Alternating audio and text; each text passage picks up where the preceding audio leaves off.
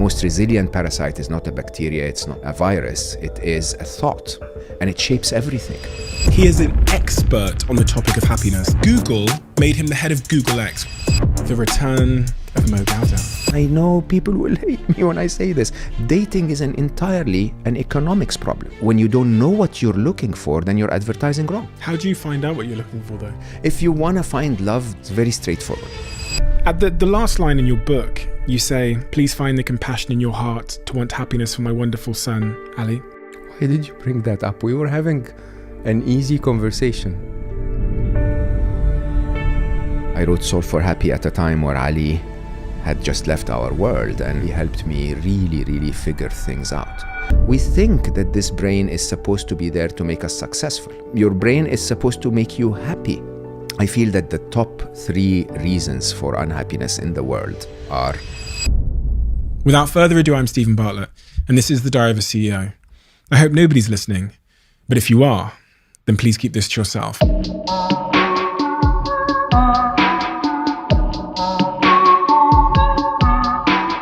The return of Gawdat. Oh man, no pressure.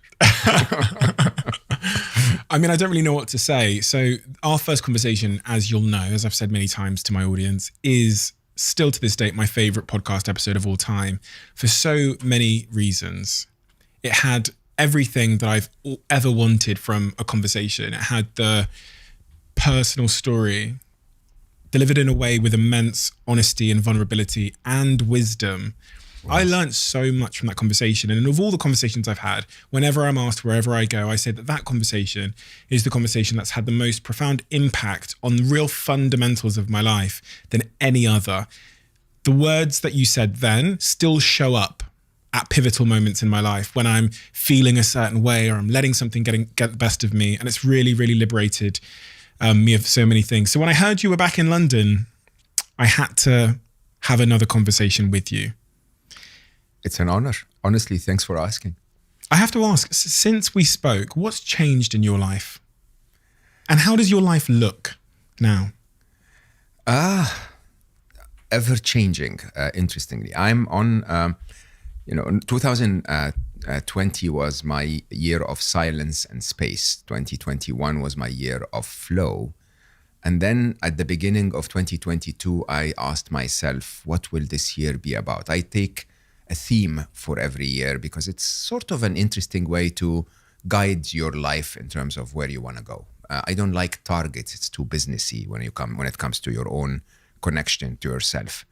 And 2022, I decided will also be a year of flow, but I called it the year of joy in flow, which is really interesting. So to me, believe it or not, as I worked through the years on empowering more of my feminine side and, creativity, paradoxical thinking, flow, all of those sometimes appearingly not so disciplined traits are hyper feminine, and they're very valuable in terms of enjoying life, but also seeing the full reality of life, if you want.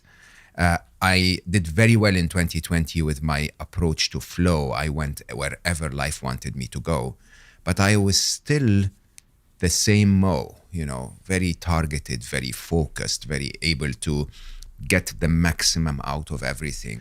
Around that, of course, there has been a lot of interesting repercussions of our conversation that basically allowed me to write more, to connect more. I tend to be very personal when it comes to my presence on social media. So got in touch with so many wonderful people. And I think that created waves of flow, if you want, in my life, whereby by end of April, I packed everything up that I had in Dubai, put it in a tiny little storage space.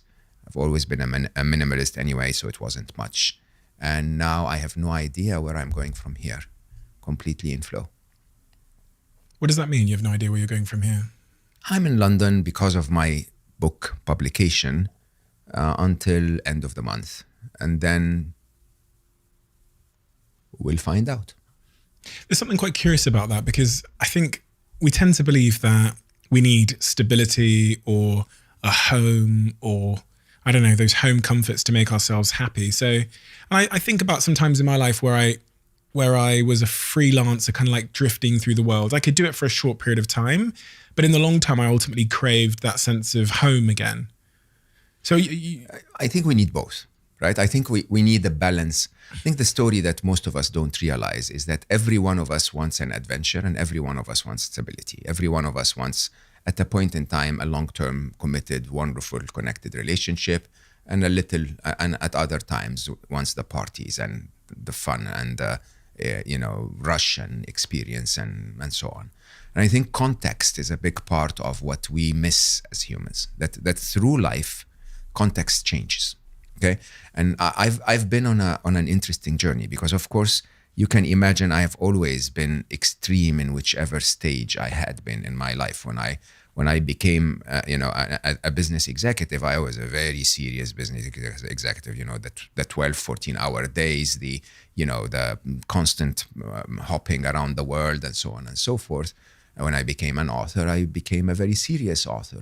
I started to really spend a lot of hours writing and documenting my thoughts, and I write 2 or 3 books at the same time.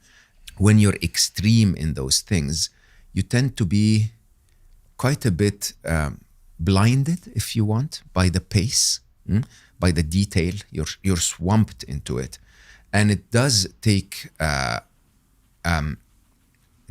challenging yourself, if you want, to get to a point where you say, perhaps this was wonderful for my last 7 years of my life, but perhaps, context has changed. Perhaps I need to explore another part of my life to reach that point where I feel complete.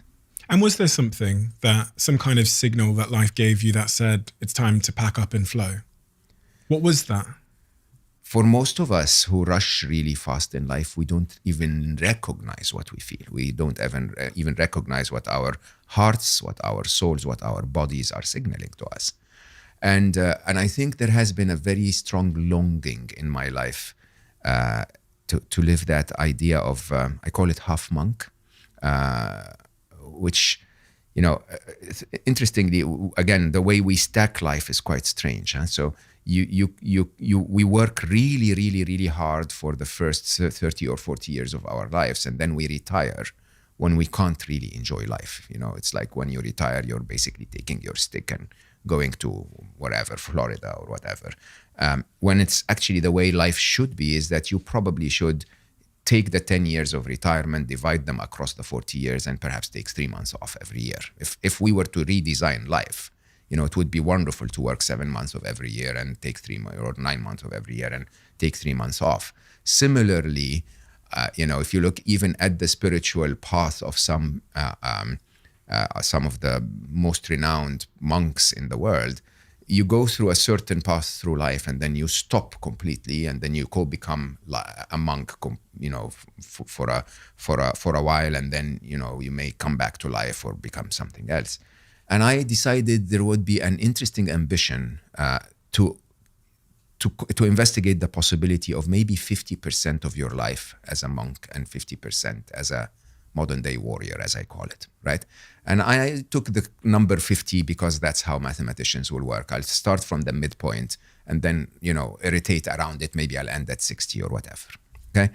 And it's actually interestingly possible. It's interestingly possible to spend 50% of your days in monk-like activities, which would be connection, reflection, some stillness and silence, some service to the world, and 50% completely engaged in,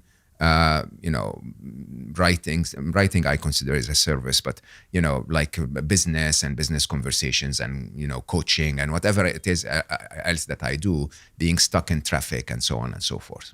Okay. And it was a stupid ambition, but then it started to become a lot more viable in my mind that actually I could do that 50% of every day, 50% of every week, 50% of every year could actually be spent that way. And the thing you need to make that happen is to step out of the mainstream of your steady life. Okay. So I had a wonderful conversation with my manager, Munir, who, really wants our success and the success of the mission, but that sometimes makes him push me very hard to add stuff in my calendar. And I said, can you allow me the life of a creative? So can you cram my Tuesdays and Wednesdays to the point where I start hating you, but then leave my rest of the week free with one day that is negotiable between us? Okay. And that basically is even better than 50-50. Huh? So in those 2 days, I'm completely a modern day warrior, completely engaged in, whatever the modern world wants from me.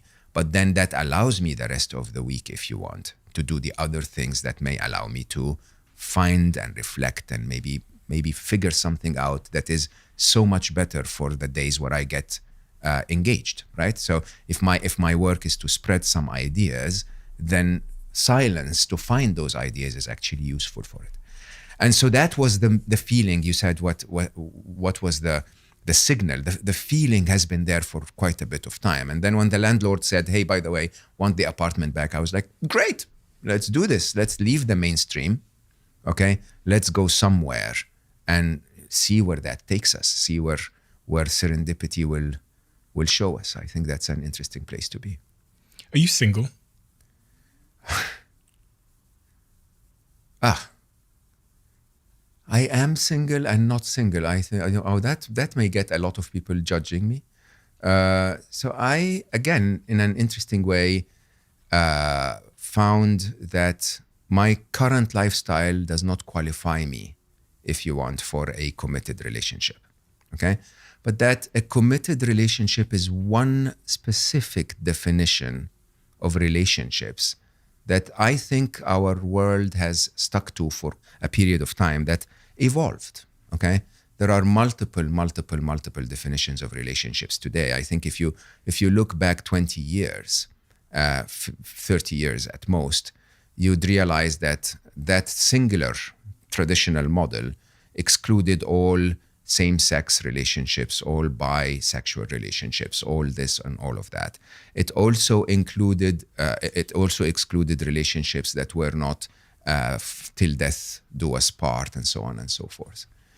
I found, and I say that with worry that people will judge me, I found that what I'm doing is more important to me at the moment than a traditional committed relationship.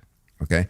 Simply because I feel that an hour spent with one person could also be an hour that I spend helping 1,000 people. Okay? And even though that hour for me is definitely enriching and fulfilling and so on and so forth, it becomes sometimes the commitment associated with it doesn't make it an hour. Normally makes it several hours, makes it a big chunk of your life that I lived for 27 years and loved. And I would say it's the absolute best way to live altogether, right? But it's definitely not something that from a current phase of my life where the focus of where I want to put my chips, if you want, my hours of my life is where I want to be. And so I end up in very, very connected, very deep, very wonderful and loving relationships that are super honest, but not lasting. If my life will take me from here to somewhere else, I will not consider sticking around here as a prerequisite to find, being a prerequisite to find a relationship more important than my journey of finding where I need to be. I learned that, interestingly, when I spoke to my dear friend Matthew Ricard on Slow Mo. So Matthew is probably one of the most renowned monks in the world. He was a PhD in molecular biology, if I remember, and he quit his life and went and became a monk. And he had 60,000 hours of lifetime meditation, which reconfigured his brain in a way that was publicly a very, very interesting science study. He was called the happiest man in the world because of that. And I asked him and I said, why, Matthew? Why would you leave your life and your girlfriend and he was French living in Paris and your PhD and go and become a monk? And he said it would be very unfair to have someone in my life expect me to be there all the time, when what I wanted was my pilgrimages and to be next to my teachers and my time of isolation and my alone time in my hermitage and so on and so forth. He basically said, it's not a promise I can make. If I make it, I would be lying.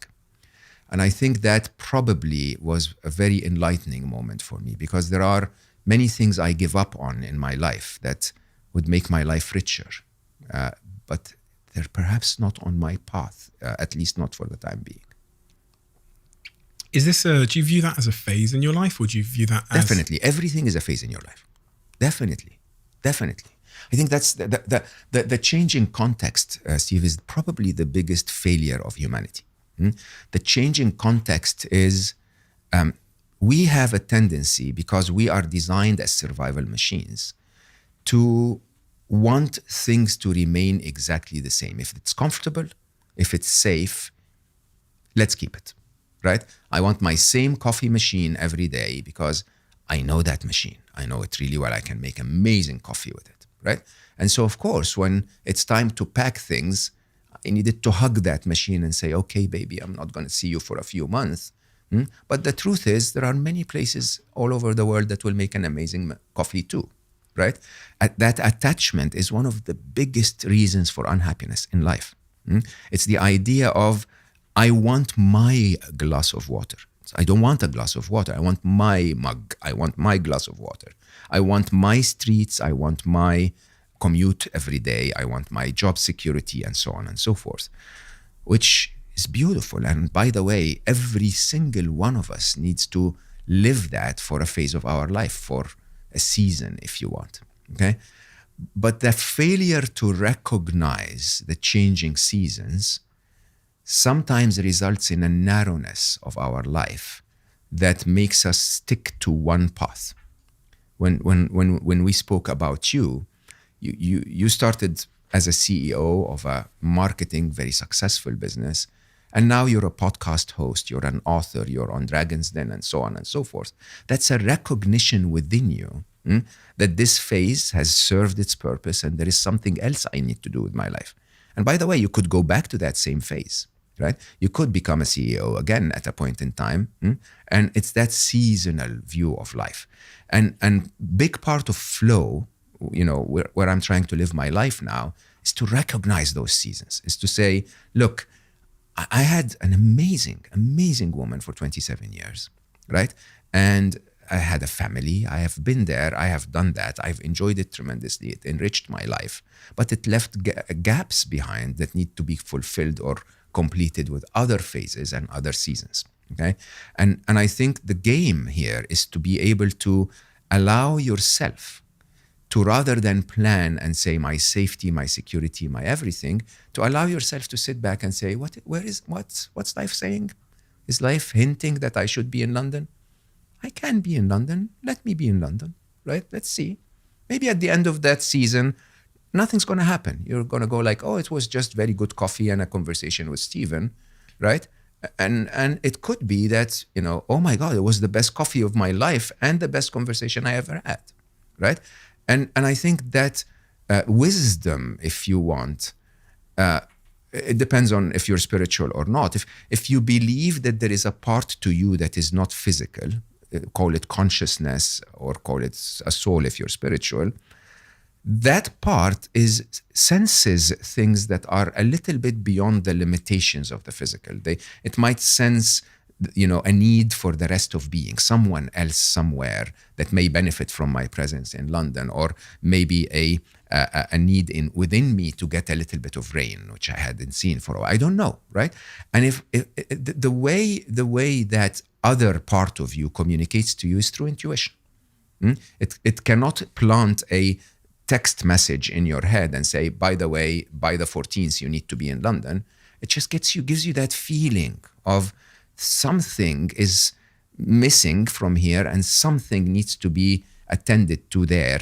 Do you want to investigate? And I found from the spiritual teachers, happiness teachers, and actually business teachers that I worked with in my life, that those who are able to go like, let me find out, okay?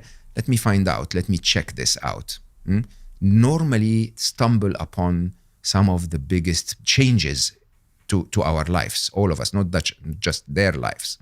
And, and it's quite interesting because if you really look back at your life, really, most of the events that actually shaped you, that actually changed your lives, were not planned at all. There probably were always those surprises, and often were the surprises you didn't want. Okay? And then somehow you go through with them and you end up in a place that suddenly you recognize and go like, that's why I've been walking for the last 14 days. And by the way, the game, in my view, I say life is a quest. It's not a journey. Okay? And the difference between a journey and a quest is when you're on a journey, you've sort of plotted your path. Okay? I'm going to take that flight. I'm going to go to this place. I'm going to stay in that hotel. It's a journey, right? And it will eventually end up in a destination, right? A quest is very different. A quest is Christopher Columbus taking a crew on a ship, and in the middle of the, fog, not knowing where the new world really is, okay? That's a quest. You don't really know where the destination is. You're basically taking a couple of steps forward and then stopping and then looking at the fog and then assessing and then reflecting and then saying, maybe I should take a step left. And then you take one step left and then you say, okay, how does it feel now? Do I want to go forward again, or do I want to go one step back? And by the way, there's absolutely nothing wrong with taking 2 steps forward, assessing, going to the left, and then saying, left wasn't what I was supposed to do. I'll go back and take a step to the right and see what happens. But like Christopher Columbus, you set off on your quest, and I'm sure as Christopher Columbus did, for a reason. You wouldn't load up the ship and put all those men on the ship and get a boat, and there has to be some kind of inspiration or some Absolutely. kind of reason why you set off. That's the question I want to ask, but I was also compelled by, you said you were in a relationship for 28 years and eventually there's something missing. Yeah. There is always something missing. What was missing? So let's talk about the big picture first, because I think people need to understand that. There's nothing wrong with having anything missing, okay? But we're a very complex being that is made up of so many emotions and so many reflections and so many traumas and so many stories and backgrounds and desires. And we live in a very, very, very, very unsimplifiable world, okay? And yet we try to simplify it rather than try to enjoy it fully. Okay? When they tell you sweet and sour chicken in a Chinese restaurant, it's not just a little bit of sweet and a little bit of sour. There is a ton of flavor happening within all of this. Okay? There are layers of complexity that creates a life that's worth living. And for every one of us, it's that attachment. It's the attachment of, but I like this. I don't want to change this. That deprives us of all of the other flavors, right? Nibal and I believe Nibal made me my ex-wife. We met when she was 18 in university. We fell in love madly. We got married the day she finished university. We spent 22 years together with our beautiful children, and then life changed. The context changed. Ali left our world, my son. And when Ali left our world, I hit the pedals and went double speed. When Ali left our world, Nibal, on the other hand, looked at her life and said, for the first time, I can now focus on me. My children left. One went to university in Canada, Aya, and Ali left the world to his next journey. And simply she looked at herself and said, okay, it's my time. I'm not going to define my life by you anymore. I can't travel the world with you because of your passion and your mission and what you've now assigned yourself as the new task. I'm going to find what I want to do with my life. And I think that's wonderful. If you ask me, that's definitely what everyone should do. Now, with that contradiction, we became further and further apart. Remember, love and relationships are not ever taken for granted. I always say this openly. I fell in love with Nibal 6 times. Okay? I fell in love with that cute girl that I met in university. Then I fell in love again when she became my wife, because when your girlfriend and your wife, you're 2 different people. And by the way, I was her boyfriend and her husband. These are 2 different people too. And now suddenly we're left with those boyfriend, girlfriend gone, and the husband and wife looking at each other and saying, where's my sweetheart, right? And then suddenly, most people would get into that stage in one of those constant changes and say, hey, I don't like this. I want my sweetheart back. It's an attachment. Or you can go like, okay, the sweetheart is gone, but oh my God, this one is so cute, right? And when you actually see it that way, you fall in love again with a totally different person. And then again, and then again. I believe I counted 6 times, okay? And then eventually when we wanted to have our different focuses in life, I would call that falling in love again, but slightly differently. Because you see, the thing that we mess in life is we define love. Love is too big, if you ask me, as a concept to fit within romance, okay? We've narrowed love down to that story that Hollywood told us, which is love is just romance, okay? It's a romantic relationship between 2 people. It has intimacy in it, and it has to be this and that, and they have to live that way, okay? The truth is no. I believe there are 20 ways 2 partners can enjoy and benefit from the company of each other and grow together, 2 of which are sex and intimacy, and we've defined love as per sex and intimacy. Okay, so if she's not your woman, as in you're sleeping together, does that end the love in any way?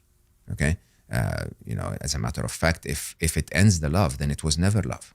If you really think about it, huh?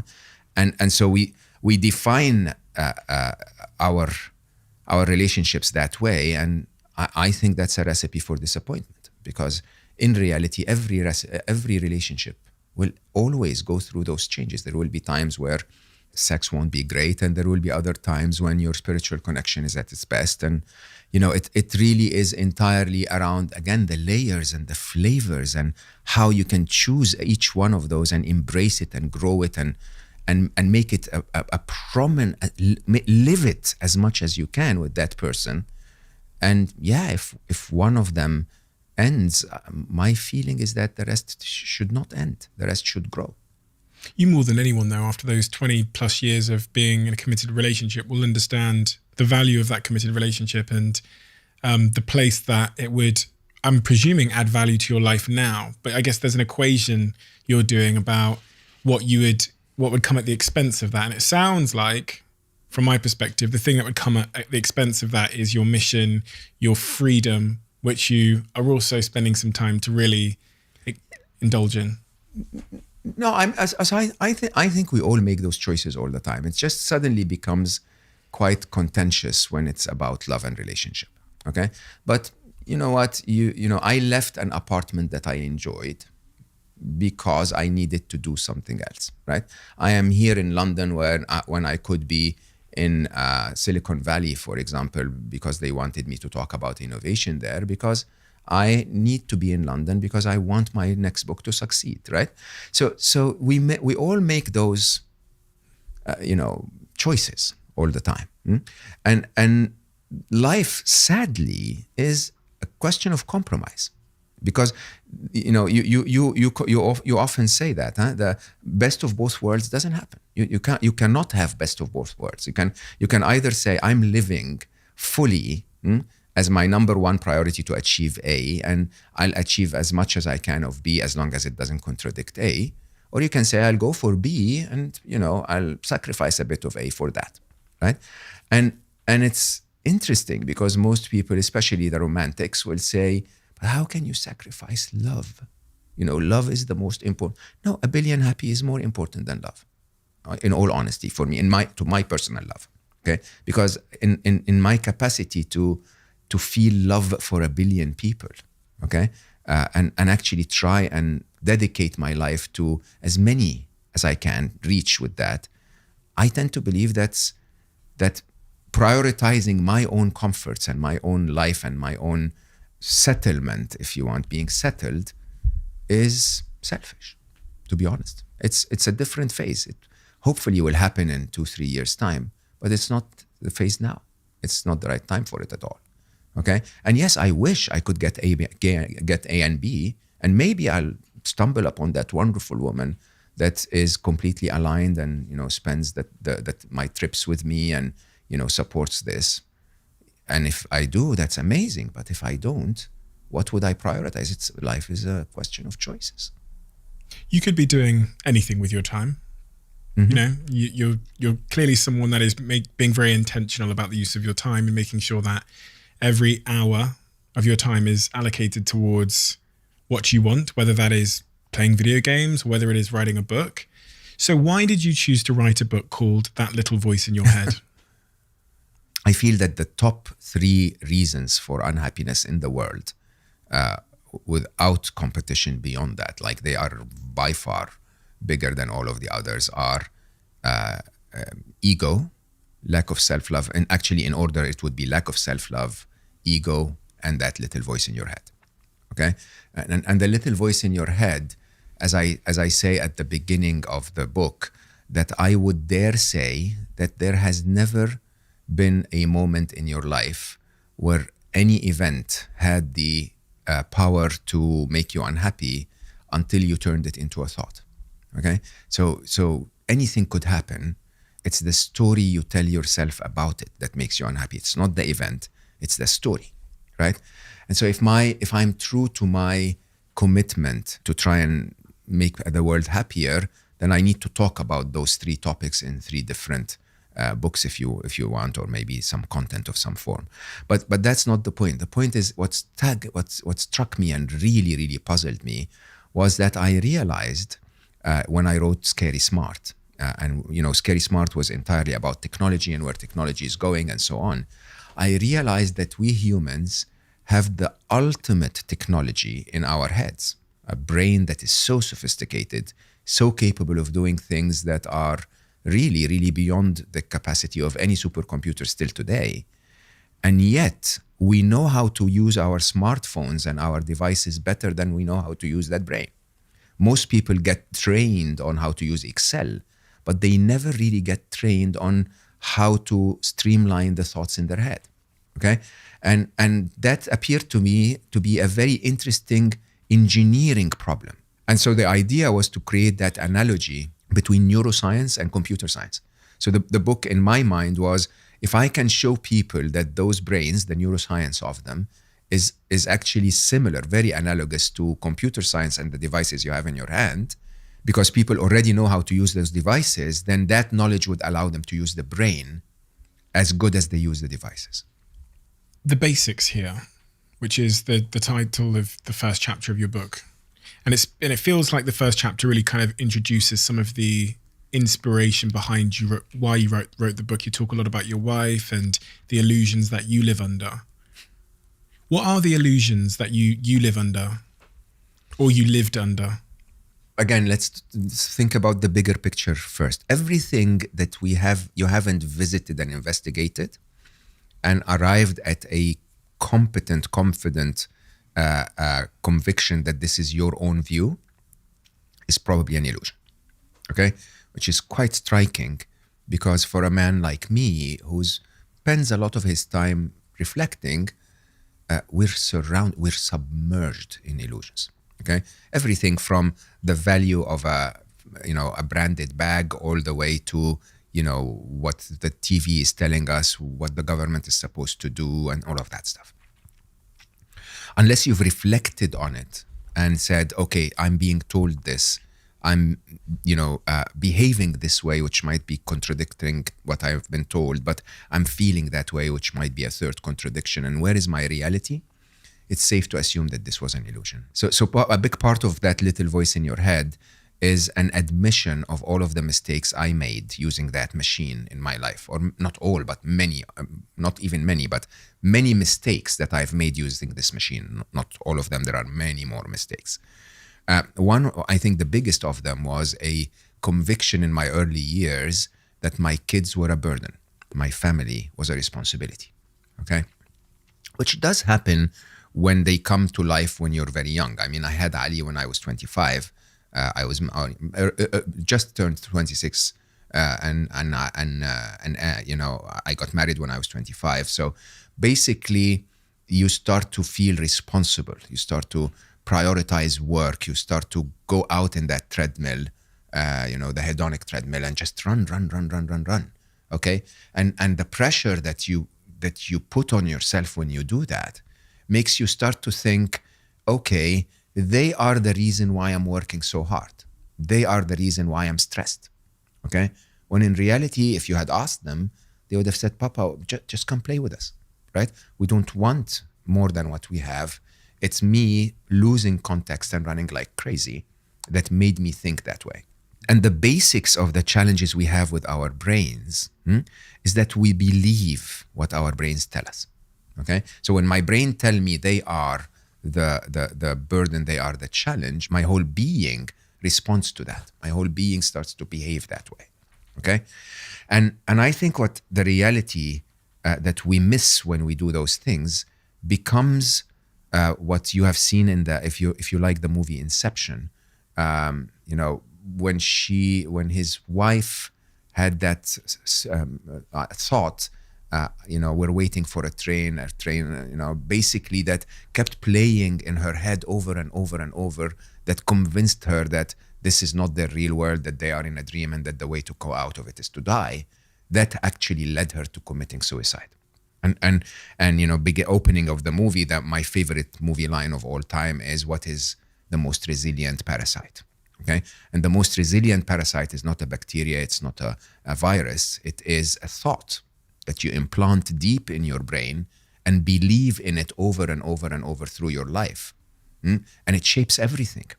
It shapes everything, interestingly, without you even knowing why you're doing what you're doing, is because of that thought, because of that belief, because of that ideology. And people do the weirdest things. I have a very, very dear friend who's a brilliant engineer, who had that thought in his head. He's now in his early 60s, that if I tell my ideas to a businessman, he's going to steal it. So every startup he ever attempted, he wanted to be the engineer and the CEO.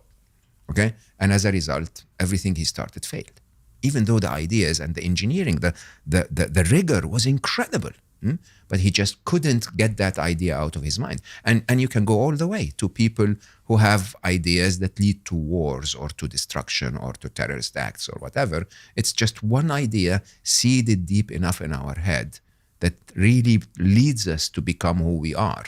And digging out that idea and finding it, that's the basic. The basic is to find those thoughts and how you can deal with them so that you eradicate them, so that you can actually live true to who you are, not the thoughts that have been implanted in your brain. And how does one go about even knowing where to start that search for those sort of limiting or imprisoning thoughts that have become the satellite navigation of our lives? It is, it's a moment of truth. It's a moment of honesty. You know, I think you started with that very, I can't believe I spoke about the very personal question about my relationship choices, right? But that's a moment of truth. It's not that I don't want someone in my life, but it's that if that someone contradicts priority A, then priority A is actually what I stand for, right? And you get those by comparing what you're thinking to what you actually do and what you actually feel. And it's a very interesting exercise. If you're coherent in something, if you say, I am vegan, for example, okay? If you identify yourself as vegan, but you crave eating animal protein and you feel that you're pressured, then you're not a vegan, okay? You could be a striving vegan, you're trying to be vegan. You could be an ideologist vegan, you believe in the ideology of veganism, but you're not. Don't call yourself, I am a vegan, okay? You can then change that thought and say, I want to be vegan, okay? That's a different thought than I am vegan. And you can apply that to everything, to every part of your life. I am in that partnership. I love her and I want to stay with her forever, but I'm looking at every other woman and I feel that I am in jail, okay? Great, have that conversation with yourself. Have that conversation with yourself, because what you're feeling is contradicting what you're doing, is contradicting what you're thinking. So much of my life is filled with contradicting. Absolutely. What does that say? So I'm thinking about, you know, I say that I want to be in a committed relationship, but then what I do is work all the time and want to work all the time and choose work all the time. So what does that mean? What does that mean? You can tell me. I don't care. I'm not going to cry. It is. It's really. It is. Look, you're not alone. All of us are, and it's not on one topic. It's on every topic. Okay. So there are, as I always talk about, there are 3 compartments in our brains. Okay. One compartment is what I call compartment 1, which are things that are true and we know are true. Okay. The other is compartment 3, which are things that are not true and we know they're not true. Okay? And the majority of what's happening inside us is what I call compartment 2, which are things that are undecided. We either don't know them, or we know that they're not aligned, but we can live with them for now. We don't prioritize them. What matters is not solving them. What matters is marking them as compartment 2. If you mark them as compartment 2 in your head, you go like, okay, hold on. This topic is unresolved. It's not within my priority today, but I need to come back to that topic. Just like my choice of relationships, right? It takes a long time and a lot of experimenting after my separation with my wife to try and get to a point where I actually know that I'm going to put in the time and investigate where I am in life. Throughout that time, I acknowledge to myself and I say, this is compartment 2. I don't know what I want. I don't, right? And the point is, so many of those exist. If you live assuming that it's compartment 1, you're completely messed up, right? Because your actions are not matching your feelings, and your feelings are not matching your thoughts. Okay, you're not complete. You're not full. You're not settled. That idea of equilibrium. Most people, the easiest way to imagine it visually is to imagine a pendulum, right? If your life is in equilibrium, it's in total balance, that total balance is the point at which minimal effort is needed to live. If you're in balance, you're not struggling, okay? Just like the pendulum. The pendulum, when it's at its equilibrium point, you literally need 0 force to keep it in the equilibrium point forever. You don't have to apply any force to it. You want to push it a little bit to the right, you have to apply a force and keep that force for as long as you want it to stay within that place. And that's what we do with our lives all the time. That our nature, our balance, our equilibrium is not exactly how we're living. And so we're constantly applying effort. We're constantly trying to be in a place that is not our natural place to be. We want to be there, so we apply the effort. Is there anything wrong with that? Absolutely not, because life is cyclical, okay? And life is all compromises, as we started. But the trick is to say, when I am in that place, I am aware that this place is not my natural tendency, and I am okay with that, because that place gives me A, B, and C. There is a utility to that place. At the same time, I want to tell myself openly that I'm heading from that place to that point of equilibrium.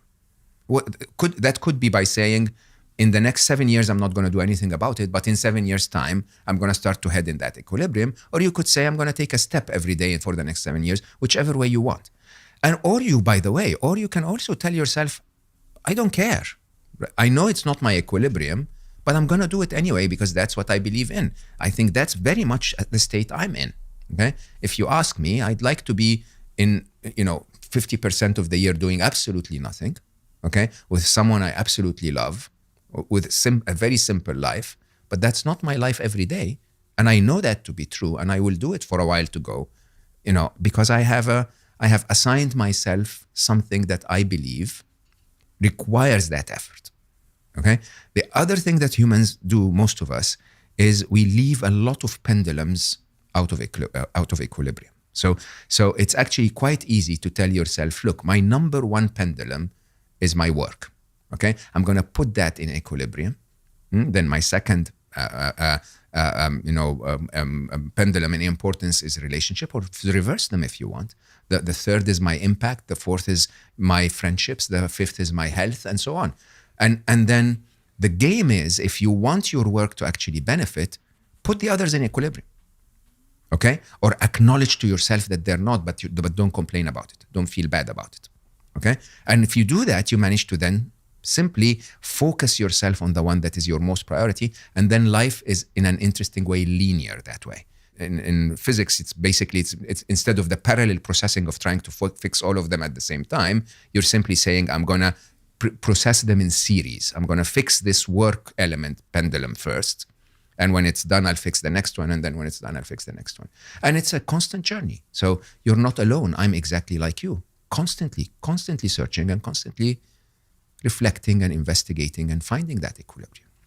Just going back to something you said there about what you'd probably want. Is it a case that you don't believe you could live a life where you have priority of your mission, 1 billion happy, and a partner who is not impeding on the mission? No, absolutely not. I believe it's 100% possible. Just not met the person yet? Absolutely. Okay. The economics of love and romance are quite shocking. Most people don't understand how that works. If you have one requirement if you have 0 requirements in the person that you need in your life, walk out of your door, the first person that you meet is that person, right? Because you have 0, anything that this person is okay for you. If you have one requirement and say one of every 10 people in the world has that requirement, okay? Brunette. Or something deeper, let's start, I am straight, so I need a woman, okay? Yeah. That by definition removes 50% of the population. Yeah. Okay?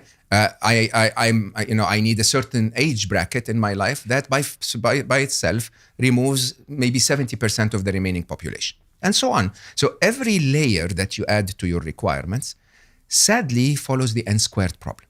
Okay? So the n-squared problem is, if you're looking for a person with one criteria, and 1 in every 10 persons have that, if you add another layer of criteria, it's not 1 in 20, it's 1 in 100. If you add a third criteria, it's 1 in 1,000. If you add a fourth criteria, it's 1 in 10,000, right? So it's constantly 10 to the power of, right? Now, if you take anything that you want, I'm looking for someone, for example, supportive of my mission and free to travel, whatever that is. If that person is described by 6 criteria, you're now talking about 1 in 100,000. Do they exist? Absolutely, 100%. Do I have the time to spend looking for 1 in 100,000? I don't. I do, but it's not my priority. Do you understand? Yeah. And we do that with everything in life. You invest in your 6-pack. I invest in my little belly, right? Why? Because for you, the ability to prioritize the 6-pack at your age with your current, lifestyle and so on is actually taking a certain amount of investment from you that's justifiable by the ROI. Okay? For me, if I wanted to achieve your 6-pack, I'd probably take double the time, maybe double the effort, right? And at the same time, I would require a lifestyle that has a consistency in it that I may not be able to achieve now. And you look at it and you go like, damn you, Steve, I want a 6-pack. But then at the same time, I tell myself, but damn you, Mo, you're traveling everywhere and you're really, really, really being true to yourself. That's fine. It's a reasonable compromise. Okay? So the question, just to be very specific, everything exists, but the probabilities of them happening. If I'm the luckiest person on earth, okay, I would walk out of here and she's the first person I meet, right? But if you count that and say, no, reasonable probability, you will say you'd have to encounter 50,000 encounters for that person to show up. If you're unlucky, not unlucky and not lucky, right? Suddenly it starts to become interesting. You tell yourself, and I know this sounds really weird for the romantics, by the way. I am completely a love, junkie. But there is a reality to life that sometimes gets you to prioritize things differently. It's really interesting because I've never heard anybody describe it in like a mathematical way before. So there is mathematics underlying everything. I mean, think about that idea of 1 in 100,000, right? The mathematics of that, it's true. When you see the mathematics, it doesn't mean that you have to act in a way that's not human, but it just allows you to understand how the system is working so that you can fit in. So the example I gave is if you're into Shelby Cobras, right? If you want to sell that one car among a million other cars on a site, that car will have very little chance of being found on a general site. But for the fans of a Shelby Cobra, if you go to a show of Shelby Cobras, everyone there, 100% of the people there are interested in it. Okay, so the interesting bit is that you can actually increase your probability of being found quite a lot if you're true to yourself. If you start to advertise yourself exactly who you as who you are and mix with the people that you believe are the people that you want to be with, right? It changes the probability drastically, actually. That's so very, very true. That's very, very true. Kind of goes back to what I was saying when I did your podcast about my hairdresser who was dripping head to toe in material possessions and jewelry. He's advertising himself to a certain audience that he doesn't actually want to attract. And if he is successful in that advertisement, he'd attract something that makes him unhappy and gives him shitty relationships. So you get exactly what you advertise, and that's the interesting thing. You know, if a young lady wants to find a committed partner, but goes to the pub every Friday evening or the club every Friday evening to find that partner, you know, dressed in a certain way, acting in a certain way, she's going to get the person, because people are, you know, we don't see beyond what you're advertising. So if that's what you're advertising, the person who's interested in this will show up, right? If you're into tango dancing and you go to a tango class, the people there will be interested in tango. And those people will be the ones that you want to create that relationship with. And yeah, of course, there are not a million people in the city that are interested in tango, but 100% of the people that are in that class are.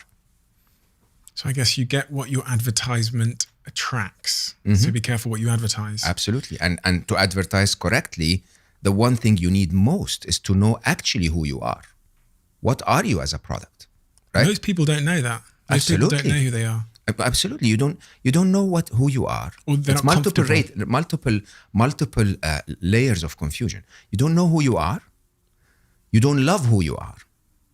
You know or love who you are, but you're advertising differently because you think others are more interesting. Okay, or by the way, you don't know what you want.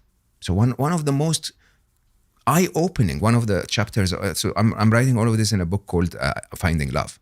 One of the most interesting chapters is all the models of love, okay? And it's so eye-opening today. Someone in my generation only believed that the only way to be with someone is to have a traditional relationship. Look at all of the models that are available in today's world, you know, all the way from hookups to a lifetime commitment, everything's available. You know, and when you don't know what you're looking for, then you're advertising wrong. How do you find out what you're looking for, though? Again, it's the triangle. What am I thinking? What am I feeling? And what am I doing? Okay? So openly, some of us will say, especially if you say for example, you're a woman in her 30s, okay? And you want a child. You want a child. You feel it in you. But you're so, so when you look at that triangle, what you feel is, I want a child. But your actions are, you're dating people without talking about the topic. Okay? And then what you're thinking is, maybe if I tell them I want a child, they will not want to be with me. Which is quite interesting because, yes, if they don't want to be with you when you don't want a child, you don't want to be with them either. Right? And accordingly, there is a contradiction. If you want a child, you want to advertise to the world openly. To say, when you meet someone, before you get too involved, you say, what's your position on the topic? Isn't it so funny that our strategy tends to be the total opposite? It's false advertise until we get them, because the false advertisement's going to get more people. And then once we've got them, switch up gradually. Well, I don't even know if it's a conscious decision to switch up gradually, but it's an inevitability. You can't act for years. So eventually, once we've got them on the false advertisement of who we think they wanted us to be, then we'll change. And that's when all the conflict in relationships happen, is when absolutely you find out realize this is not what you wanted at all. Yeah. And you've attracted you attracted the wrong person, and you're stuck by acting. Yeah. But the more interesting part of this is we're prioritizing for the wrong target. Yeah. So remember, if you really sit with yourself and you say, what do I want from a relationship? I want a committed partner that wants to have a family with me. If you come to that choice, you would behave very differently. But interestingly, you have this other conflicting thing of, but I want reassurance that I'm interesting and people are still, men are still attracted to me. So I'm going to go out dating others who are not, just to make sure that when I find this guy, I'll be, still ready to grab, right? That doesn't make any sense at all. Because by the way, the ones that you're attracting are not a resembling sample to what you're actually looking for. And I know it sounds really weird when you talk about those things in mathematics and probabilities and sets and subsets and so on. But believe it or not, it's entirely, and I know people will hate me when I say this, dating is entirely an economics problem. It is economics. Economics meaning, in my days when I met Nibal, she was one of 14 friends I knew. Okay, the economics were very straightforward. Of the 14, Nibal was the one that matched my soul most. She was the most beautiful woman on the planet for those 14 and everyone else. And so I said, I'm after this one, right? Today, from a supply and demand point of view, you're talking about 14 million people at any point in time that are in a market that is so complex. It's like the NASDAQ market, okay? Literally, products are on the market instantly all the time. And the game is a game of economics. Sadly, the more supply there is, the less the value of a product, right? So if you simply said to yourself, this camera is now going to be, we're going to make 14 million copies of it because it's easier for the factory to make 14 million copies than to make 4,000. Every one of those copies to manage to sell 14 has to go down in price. Okay, because otherwise only people who can afford the 4,000 will buy, and then you'll be left with the other 10. And that's what's happening in the dating and romance market, is that there is so much supply out there that nobody values that relationship anymore. Everyone is like, okay, I'll try anyway. What is it gonna take? A couple of dates, but then that's not what happened. You go on a couple of dates and then it's a nice kiss and then you stay a little longer and then right? And all of that, basically you realize that you've spent 7 months of your life to figure out that this person is not interested in children. For example, if we take that example. So what does that mean in real terms? For say that I was single and I was looking, right? I'm someone, what I'm like. I'm someone that's deeply interested in ideas and thoughts and self-development and all of these things. You know what I'm interested in. We've talked long enough for you to have at least a gauge of that. Where would I go? Is it a place? And where would I not go? It could be. I mean, if you want to find love, do what you love. It's very straightforward. Huh? Yeah. If you're into reflection and personal development, go to personal development conferences, sit with personal development people like me. I'll buy you coffee anytime. Go to a retreat, for example. The people that will go to the retreat will be the type of person that you're looking for. I gave that advice to one of my dear friends and colleagues when I worked at Google. She was part of Google in Poland. And I told her that, I said, if you want to find love, do what you love. So she went and asked herself, what do I love? I love tango. Went and started, attended a tango class, ended up marrying the instructor, right? It's simple. You want someone that matches you, go to the places where those things happen. Those places could be physical places. They could be online, okay? They could be serendipitous because you're searching for those things. But just know what you stand for. I'm, not a party animal. I'm never going to find my match in a party. So do I go to parties? No, I don't really. I mean, I go sometimes when there is a reason to go, but otherwise, no, I don't. That's not how I spend my time. Quick one. We bring in 8 people a month to watch these conversations live here in the studio when we're here in the UK and when we're in LA. If you want to be one of those people, all you've got to do is hit subscribe. You asked me a question about money. And then you said, what does money mean to me? And then when I asked you, you said you've come to learn that you think money is one of your illusions. What did you mean by that? Money is an illusion at every level. Money doesn't exist. You and I know that. Anyone who understands fractional reserve and how money is printed and generated, money does not even exist. You walk into a bank and you ask for a £50,000 loan for a car, and they literally write the numbers 50000 in a spreadsheet, and poof, money comes out of nowhere. That money never existed before you borrowed it. okay? And will only exist when you work your backside off to pay it back, right? And interestingly, that illusion was created to make our lives easier, and then it ended up making our life a lot more difficult. Now, why? Because most of us are so chasing the revenue side of money without a full understanding of the cost side of money. Let me try to explain. For you to get a job in London that pays you £100,000, just for simplification of the mathematics, you have to live in London, which costs you £70,000, for example. I don't know London very well, but let's say these are the numbers. But on top of the £70,000, it also costs you your stress. It also costs you being far away from your mom if your mom lives elsewhere. It costs you, your time, which is your most valuable resource. The only thing you really have in your life is your time. And it costs you so many other things, right?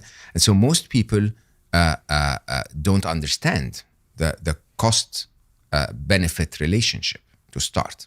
Now, you take that and then you add a Louis Vuitton bag or a fancy car, and suddenly your money is not even going as far as it could, because you could get yourself a bag that is beautiful and everything for £100, but then you choose to buy one for several £1,000s, and then you have to work harder, which makes you pay more costs, and the cycle becomes even more vicious, right? You continue further than that, and you start to say, so I save some of my money in the future, but your savings are suffering inflation. So you save £1,000, they become 900, they become 800. When in reality, by the way, you've saved the £1,000 when you could have borrowed them by entering some numbers in a spreadsheet. The entire recipe around that story is wrong. Everything around money is not what we believe it is, okay? Which basically makes it an illusion. Now, the biggest part of that illusion, believe it or not, is, and I know you have money in the bank, is that you have nothing. I don't know if you realize that. Most people don't understand that if I have £100 in the bank, I literally have nothing. I have nothing. The bank has my £100, and the bank can decide whatever they want to do if they wanted to take it away from me, okay? And it is only my money when I choose to buy an iPhone or something with it. For that one instant, that money is mine. And then once I get the iPhone, it's not mine anymore. I now have the iPhone, right? You basically assign that money that is never yours, it's the bank's, until the minute you spend it, to spending it on things that most of us don't ever interact with. I mean, look at your own home, anyone listening to us, and how many things you have in that home that you've not ever used, ever. You saw that pair of shoes in the window and you were like, oh my God, I have to have them, spent several hundred pounds on them or several tens of pounds on them, and then ended up taking them home, never ever putting them on, right? Now, all of that waste along the way, the cost of earning the money, the things that you spend it on, the actual value of the things that you spend it on, basically tells you that there is one truth to money, which is I have basic needs. I have basic needs, and my basic needs are to be reasonably covered, reasonably fed, reasonably safe, and so on and so forth. And in the Islamic culture, we call this rizq, which is different than income. Rizq is not how much money you earn, it's the good that money brings you. It's, did you eat a meal today? That is actually what you're looking for in life. It's not the money that gets you the meal, okay? What you're looking for is the meal. Could you actually buy something for your daughter today? The thing is what you're looking for. It's not the money that got the thing. And if you start to chase that, something very different happens, right? Suddenly you start to ask yourself, is buying that thing worth the 17 hours of work I'm going to put in them, right? Which of those, which would I prefer? If I gave you the two choices and said, buy this bag or spend 17 hours with your friends. If you see it that way, you may make very different decisions. It leaves us with the very big other illusion, which is, but money is safety, Mo. It's not like I want money because I want more fancy things. I just want to feel safe because the world is unpredictable. Sadly, when the world is unpredictable, money is not going to save you, okay? And I think my story has been very, very, very big eye opener. I had enough money. I had enough connections and enough influence, and I, failed to protect my child's life when it was time for him to go. Right?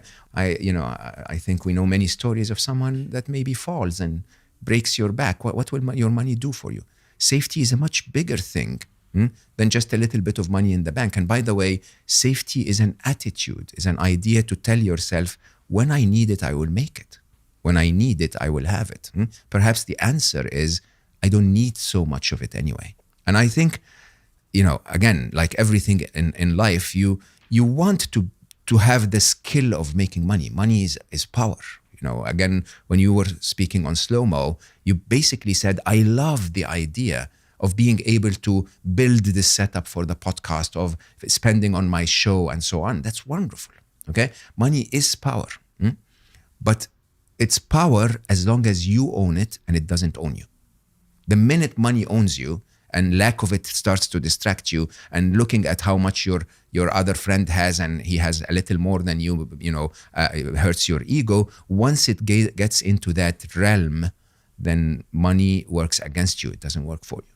Do you think it's a noble cause? That when I answered that question and I said, for me, money is basically the fuel of my mission. It enables me to, I said I put on my Diary of a CEO Live tour. It cost me about £600,000 to book these 10 venues, to book the London Palladium for 3 nights, to book this massive choir of 40 people, to book this big musical. There was about 100 of us, 100 people I had to book and pay for to put on that show.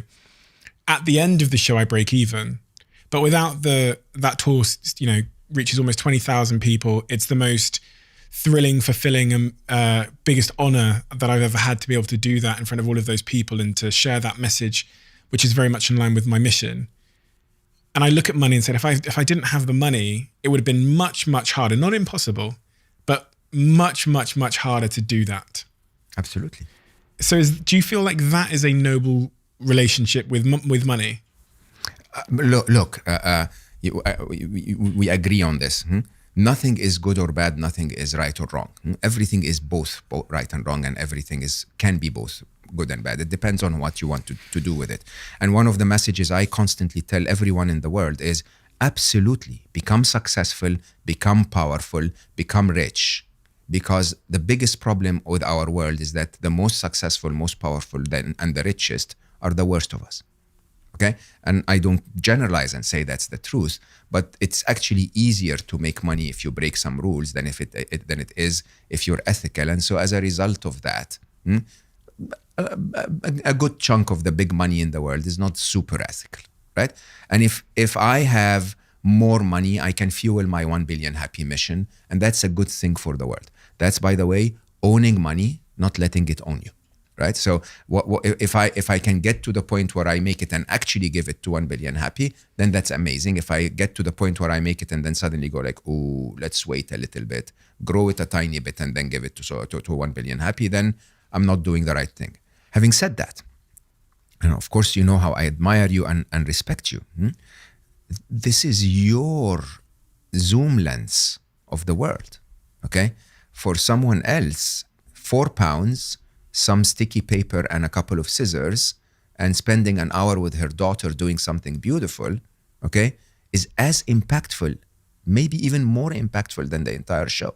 Because that one daughter with the sticky paper and scissors might end up becoming one of the most pronounced artists in the world, prominent enough to change the world, with £4, scissors, and a piece of paper, right? Now, we somehow, especially those of us like you and I who had experiences in life where they put effort and the effort rewarded them, okay? We think that we're the ones that are changing the world or making a difference.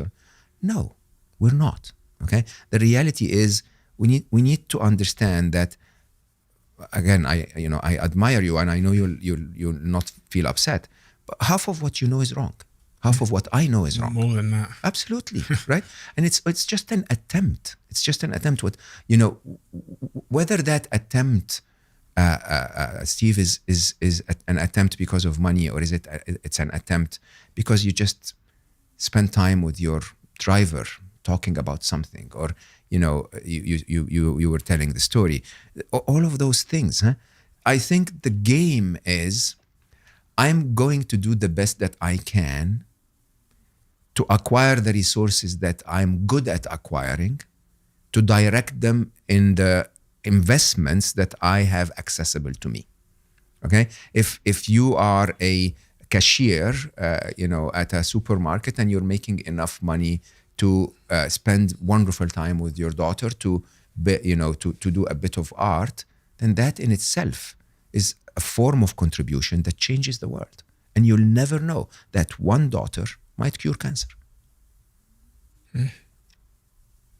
It's interesting. I was bouncing around in my head back and forward about the role that a lot of my, I don't know, maybe my traumas and insecurities are playing in driving my decision making around these things. Obviously, putting on a big show, you have lots of people there that are clapping for you. There's lots of admiration. It's very massaging of the ego. So one might say to themselves, well, I'm serving the world, when in fact it's more of a selfish thing. And you're like, you know what I mean? It's that constant battle I find in my life where the greatest service that I do to others is also woven in there with loads of absolutely insecurity. So even this podcast, I'm sure the people listening enjoy listening. I'm sure they get a tremendous amount of value from it. But there is still this guy in me that is so desperate to be number one and to win, right? And I'm almost at peace with the conflicting forces, because I think as we sit here, the podcast is number one in the Apple Store. Pretty sure of that. And I know it wouldn't have been, and it wouldn't have reached as many people if I wasn't someone who was desperate to be the best. But I also know that that pursuit of being the best is also quite an ugly one, because means you end up sacrificing a bunch of things in the pursuit of being the best that might make you more fulfilled. So it's this weird balancing act of contradiction and confusion and not really knowing why I'm doing what I'm doing at the real fundamental level. You can broadcast what people want you to hear. Oh, I'm doing it because I want to help others. But I actually know that it's a recipe, a concoction of many conflicting forces. And pretty much all my success has been this sort of recipe of conflicting forces. Well, I mean, what I admire most about you is you're able to see and say this. Okay? If you've achieved total enlightenment, you'll be gone. Okay? None of us is ever there. The challenge is this. Some people are completely egocentric and not even aware. Yeah. Okay? Some people are struggling. Okay? And some people are, doing the best they can, understanding, as I say, that in compartment 2 there is something, and they're okay with it. Okay? And the trick is you're always trying to move a little bit higher. And that higher, and that little voice in your head, I follow that model. And it sounds simple, but it's actually quite interesting. I call it be, learn, do, right?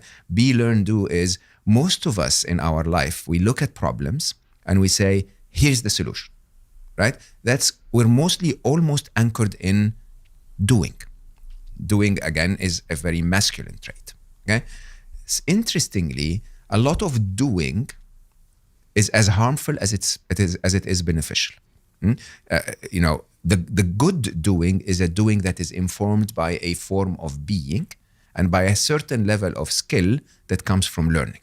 Okay, so what I normally try to follow in the entire manual to your brain is to say, okay, for everything that we will find, we will have to be, then learn, then do. Okay, so you're very good. One of the people I respect most about that idea of being. You look at yourself and you say, ooh, I am doing that because of that insecurity that happened when I was this.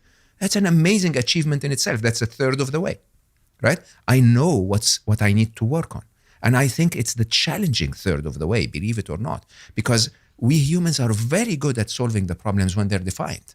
If you make it your priority, you're going to learn the skill. Everyone is capable of doing that. Again, I speak a lot about neuroplasticity and how learning works. But once you've realized what it is that you need to work on, you're going to learn the skill, and then you're going to start practicing and doing it the right way. The challenge is when you don't know what you're working on. Now, I'll say this openly. What you're doing to the world with your awareness that part of it is ego-driven. Of course, part of what I do is ego-driven. I tell the whole world that I'm an engineer. Being an engineer is an ego, right? Why do I tell the whole world that? There is a utility to that ego. The utility is, by the way, guys, if you're going to read my work or listen to my analysis, it's going to appear a little over-engineered, even when I talk about something as beautiful as love and relationships, right? It will have that engineering element to it, which is not entirely myself, by the way. It's just the way I present myself to the world, because others don't present themselves that way, so I'm differentiating. Yeah, I wish I didn't have to use that ego. You may wish that you stood on stage and didn't feel the rush of people clapping and saying, well done, you're amazing. But by the way, if you're delivering to thousands and hundreds of thousands of people on your podcast, great. You're so much better than those who are not. And now the fact that you have your awareness makes you even better than those who are, but are not aware of their, the parts that they need to work on. Yeah, it's challenging. I think, again, I was bouncing around in my head on that, because if I cared a ton about the clapping part, I probably would be trying to convince everybody that I'm perfect a bit more than I do. It's just an interesting battle of ego. But I also think that, I think I said this on your podcast, is it's okay to be a contradiction. And Absolutely. I think in all facets of my life, when I look at my decisions, what I want, what I say, what I do, and there's so many interwoven contradictions, and it's so remarkable that the contradictions often lead me to success in the things that I'm aiming for. It's not making sense. I think the whole idea is that we're all contradictions. The only difference is you're aware. Yeah. Do you realize that? Huh? So the thing, I think you should be the example for everyone to recognize that we're all contradictions. Okay? It's everyone, every single one listening to us. Life is a contradiction. This is why one of my favorite feminine qualities is the ability to embrace paradoxes. Right? And the reality is, the only way you can, almost like at a quantum level, solve life better is if you're able to embrace two extremes and say, both are true, and I'm going to include both of them in my lifestyle, both of them in my decision making, because both of them are me. It goes back to your point about the equilibrium as well, that the reason why the pendulum sits in the middle is because it's that balance with two opposing forces. Gravity has balanced it on that particular point, but when you apply one force to either side, it will swing into a direction. Maybe balance is being a perfect contradiction. Absolutely. Balance is always a contradiction. Okay. Balance is that ability to take all of those forces. Now, you have to imagine, I separated them into 6 forces and said your health, 6 pendulums. Your health is one and your love is one and this is one. But the reality is you're one pendulum. So many forces are applying from so many directions. And the contradiction is not just, if I work harder, I'll make more money or less money. If I work harder, I will also be a little more stressed. If I work harder, my relationships will be affected. And each of those, eventually you're ending up in one place that is very, very complex. We're a very complex being as a human, and we're dealing with an even more complex life. And the thing is, we need to take it easy on ourselves and say, yeah, I'll figure out my relationship bit in a while. I now need to figure out my 1 billion mission and a little more, or I need to figure out this more, or I need to do that more. And it's okay to say it's never perfect. It's absolutely never perfect. The game is, if I told myself, no, hold on, I've done the thinking and this situation is my perfect situation, I'm doomed. Because I'm basically telling myself, keep that pendulum in this place and defend it with your life. Okay? Put all of the effort in the world when that pendulum is in the wrong place. It's not in balance. In your book as well, that little voice in your head, you describe how like all thoughts aren't really made equally, and that there's different sort of categories of thoughts. And Yes. some of them, like observation, are closer to the truth than others. What are the different categories of thoughts that we have in our head? The first challenge with thought is that we create our thoughts from the wrong ingredients. So if I gave you bad vegetables and told you to make the best salad recipe on the planet, it's still going to taste bad. And the reality is, we have only one proper ingredient that we should allow into our brain so that we create proper, accurate thoughts. And that one ingredient is actual observation. Okay? Observation is, I look at this glass and I say, this glass is 37% full. Okay, that is an observation. Yeah, we can debate in physics if it is or if it isn't, and so on. But in the typical way we look at life, this is 37% full, right? My brain would then tell me, if I used that information, I may ask someone in the team and say, guys, can I please have a little bit more water? My brain would then tell me, no, hold on, it's tapered. Okay, it is not the same from the top as it is from the bottom. No, you've calculated wrong. No, you're getting old and your mathematics are not accurate anymore. You can go into so many different inputs into your thoughts that would debate that fact that it is more empty than it is full. Okay, you take that and you can find them in categories. One of them is conditioning.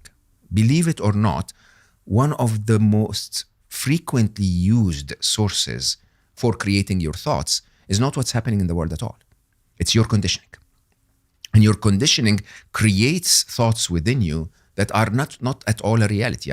I speak about an experience where I was dating a Buddhist girl who was very calm and wonderful in every possible way.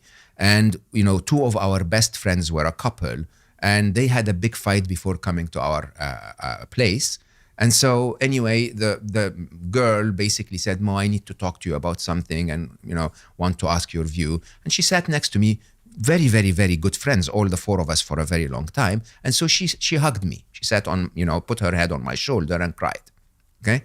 My girlfriend came in and said, excuse my English. She said, take your hands off my man, you B.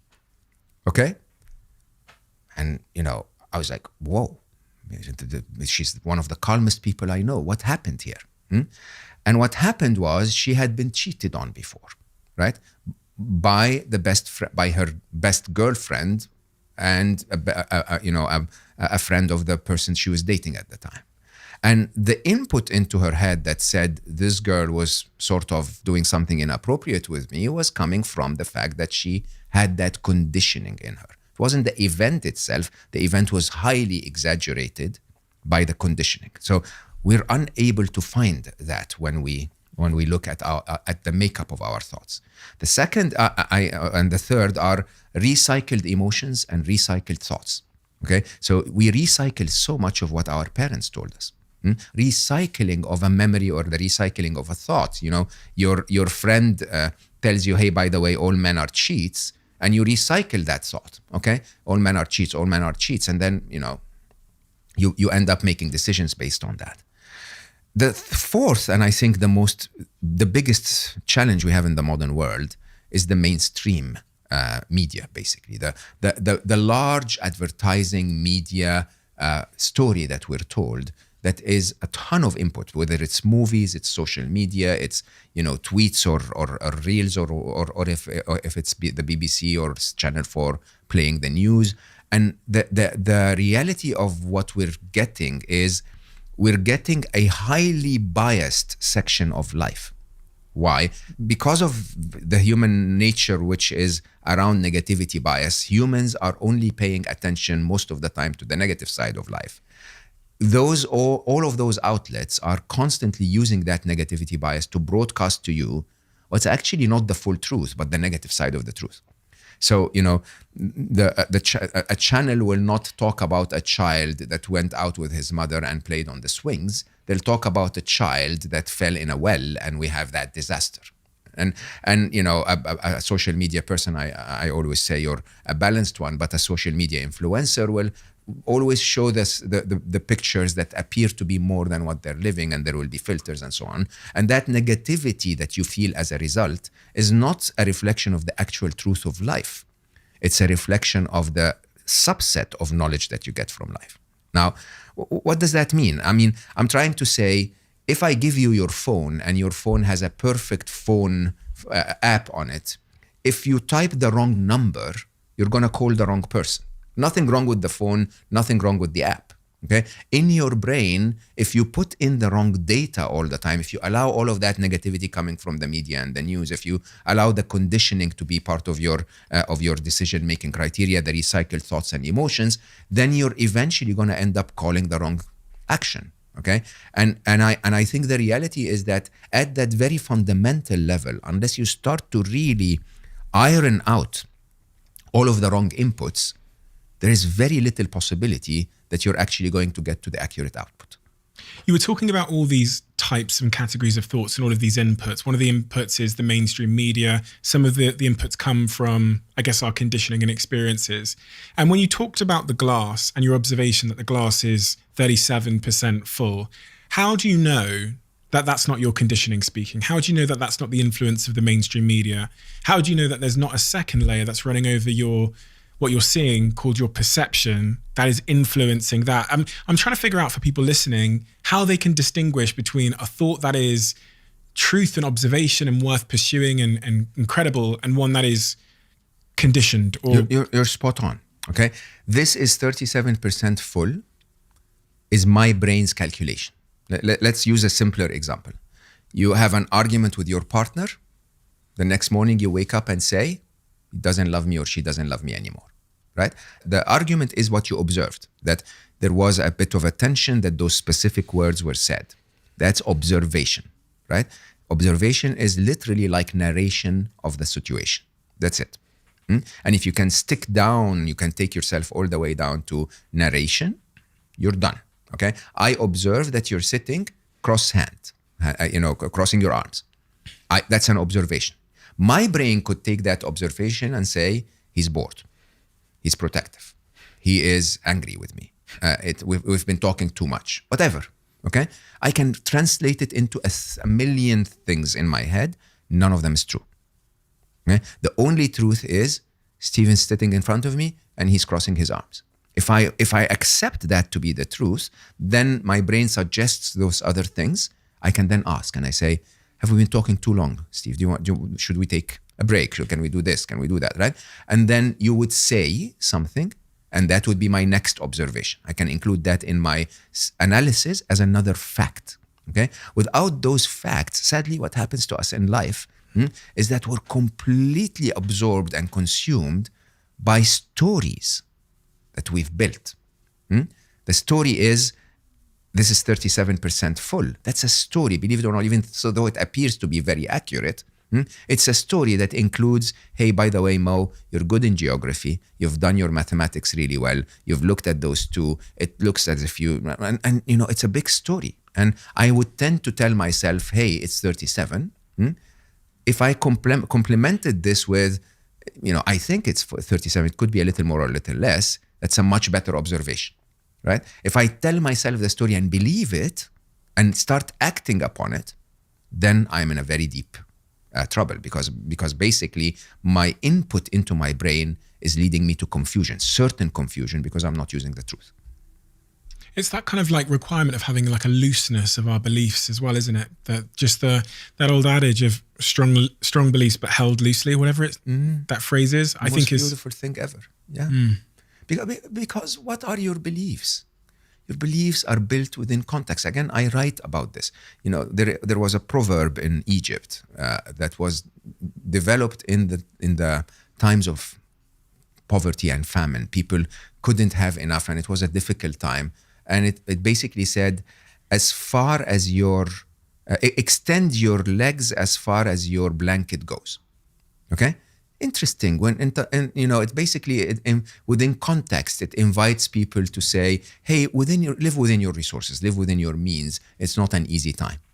You take that and take it out of context, and it's widely used in Egypt. You put it out of context and it becomes, a bit of complacence. It's like, don't try to buy a bigger blanket, just live within your blanket. Okay? And that's a very, very, very different view of looking at something that was meant to be correct. And if you when I talk about conditioning, you have so many of those in you. So many, something that your mom said at a point in time, something that your teacher said at a point in time, something that you did and your friends in school reacted in a way that you didn't want, and so on. And all of that is embedded within us. How do I get rid of it? Again, it's very simple. It's that contradiction. It's a very simple contradiction of something is not in balance. I say that I want a Rolls Royce, but I actually go to the Rolls Royce and then feel that maybe people will think this way about me. Maybe it's going to cost me that much. Maybe right, and suddenly you go like, okay, so I'm not in balance. Because what I think we're talking about here is like really self-awareness. It's becoming really, but also self-reflection, self-introspection. and that's what I was going to say. Is I think for most of my life, because of my conditioning, I'm essentially this puppet to my conditioning with all these pieces of string hanging off my limbs.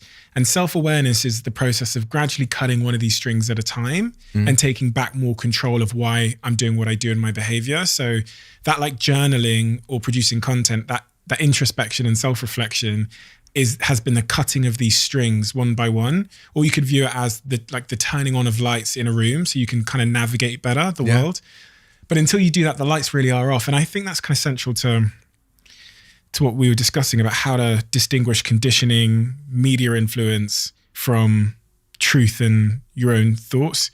Quick one. As you might know, Crafted are one of the sponsors of this podcast, and Crafted are a jewelry brand, and they make really meaningful pieces of jewelry. The really wonderful thing about Crafted jewelry is it's super affordable. It looks amazing. The pieces hold tremendous meaning, and they are really well made. I think I've worn this piece for almost a year.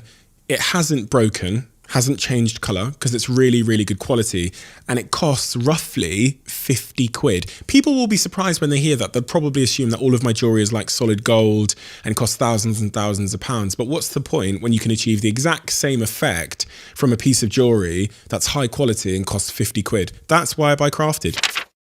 The other thing that you mention in your book, that little voice in your head, is this concept of neuroplasticity. It says that on the back of the book. It says, retrain your brain for maximum happiness. This concept that we can retrain our brain physiologically seems like nonsense. I can't change my arm. So when someone asserts that you can actually change your brain, you can't change your arm. I can change my arm? Of course. What, a tattoo? No, you work out. That's true. When you work out, you're building muscles in your arms, and that same exact process is exactly what happens inside our brains. And it's called neuroplasticity. The only difference is that you don't see it. You don't see it visibly. You can see your muscles growing because that's the function that they need, they need to grow to perform. But in your brain, what actually happens, again, like computers, it's almost as if you loaded a new piece of software, a new piece of operating system on your brain. Literally, for every one of us listening, everyone listening to us right now, at the end of this conversation, their brain will be wired differently than when it started. Every single instance of anything that you do literally rewires the hardware itself. The neurons that fire together wire together. Okay, so imagine the old days of the switchboard. Okay, and Steve wants to call his mom, so you crank your phone, and the operator says, "Hi, how can I help you?" And you say, "Can you please connect me to that number?" And she would literally take a wire and patch you and your mom's phones together. Okay, after a while, the operator constantly, every time you call, you ask for your mom. So the operator goes like, "Why am I even wasting my time on this? Let me just patch that wire to his mom all the time." Okay, so that's exactly what happens in our brains. If you perform a certain function, your brain starts to build networks that make that function easier to perform in the future. If you do it one time, it becomes a little easier. If you do it 20 times, it becomes permanent. Okay, and there are tons of studies. If you take a simple task like tapping your finger on the table, okay, and you're requested to do that, say 20 times every hour. After a few days, you'll find that you're so much better at tapping your finger on the table, and you can do it much faster, and you can do it consistently, and you can do it in the background. Gamers know that for certain. Okay. The problem with neuroplasticity is if you tell your brain to wire for tapping your finger, it will. If you tell it to wire for solving complex mathematical equations, it may take a little longer, but it will. If you tell it to wire for hating people, it will become very good at hating.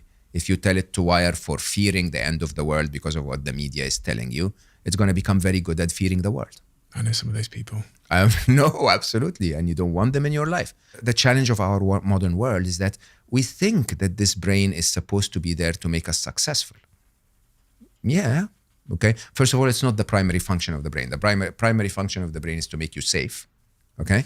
And then the secondary function that we push as humans to that brain to do is to invent iPhones and create podcasts and have amazing things, right? That's a secondary function. But believe it or not, before that secondary function, your brain is supposed to make you happy, because happy is the ultimate form for you to perform in life. If you're not happy, you're not as effective as you could be at achieving survival. Think about it. If you're grumpy all the time at work, people don't like you. You're not focused. No one wants to help you. You're wasting most of your time, your brain cycles, thinking about the negative, and so you're not innovative or creative, and so on and so forth. It degrades your performance. Happy is a better place for you to be at work, because it will make your customers want to do business with you. It will make your colleagues want to, to help you out. It will make your boss welcome you in their team, and so on and so forth. We are social animals by definition. And we want to have that in our life. And the easiest way to connect and to open up and to discover the world is to be in a happy place. That's a primary function of your brain. It's hard for some people, because we can all think of someone in our lives who has certain wiring, very stubborn wiring, that almost seems impossible to unwire. And I think we all have that ourselves as well, certain wiring in our brains where something happens and our reaction to that thing might be, to catastrophize. It's the end of the world. That's like it feels like it's a certain set of wiring where trigger, and then the brain goes through the circuitry and it goes catastrophe, panic. Yeah. And the answer to that I found was to actually guide that person, or yourself, if that's yourself, to the opposite of your wiring.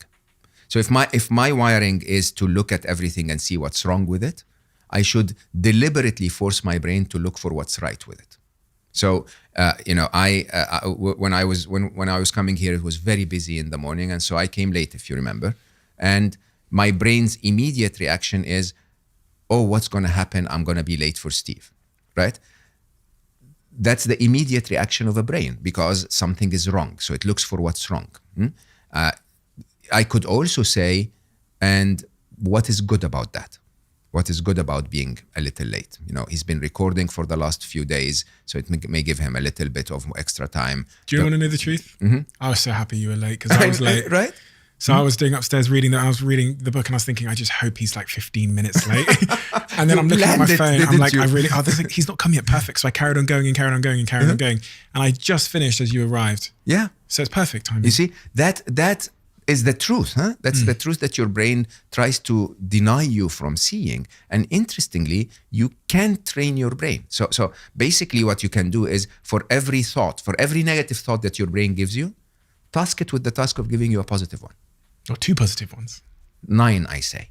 9? Yeah, because in reality, if you look at life around you, more than 90% of life is okay. For your brain to contribute more than that as negative is not fair. Right? So if your brain says, "Hey, by the way, this studio is a little warm," what else is about this studio? My friend Steve is there. The lighting is perfect. The crew's amazing. The coffee is not that bad. You guys got me honey. I can go on for hours, right? And the idea is, by training your brain to look for that, what are you actually doing? You're firing the neurons together. Gratitude. And exactly, your book basically says it is the answer. The answer is, when you find gratitude, what that gratitude journal that you kept for years every day, what was it telling you? It was training your brain to look for what's right. Your brain, every night that you did it, was like, okay, it seems he's going to be asking to call his mom a lot more often. It seems he's going to be asking for good things a lot more often. I might as well observe them. I might as well find them. And so, yes, you said some people are impossible to rewire. They're impossible to rewire if they've been practicing a certain wiring for 21 years. It's not going to take 21 seconds to rewire anyone, including me and you. It will take 21 days, let's say, for your brain to recognize, I need different wiring. And it will take maybe 21 months for your brain to say, and I don't need the old wiring anymore. Okay? And the game here is, can you actually keep doing that? Can you keep tapping your finger in a way that trains your brain that this is the wiring that you need? Like, can I keep going to the gym and working on my guns? Yeah. Believe it or not, the research will tell you that a big part of being athletic is wiring of your brain, not your muscles. For your brain to be able to say, I will go even if I feel a little tired. I will go even if I feel a little busy. I will go and I will do the right exercises, even if the last push is a little painful. A lot of people will hear that and go, well, what's the evidence for this? What's the evidence for neuroplasticity? Is there science? Oh, there is a ton of science behind neuroplasticity.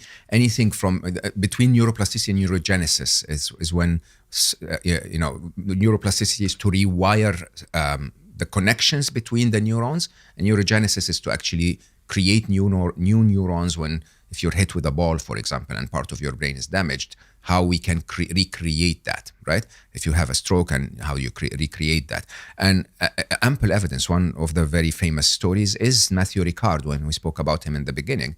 Matthew's brain looks different than the average human brain. His insula is much bigger in relative comparison. His prefrontal cortex is bigger, and it fires more often.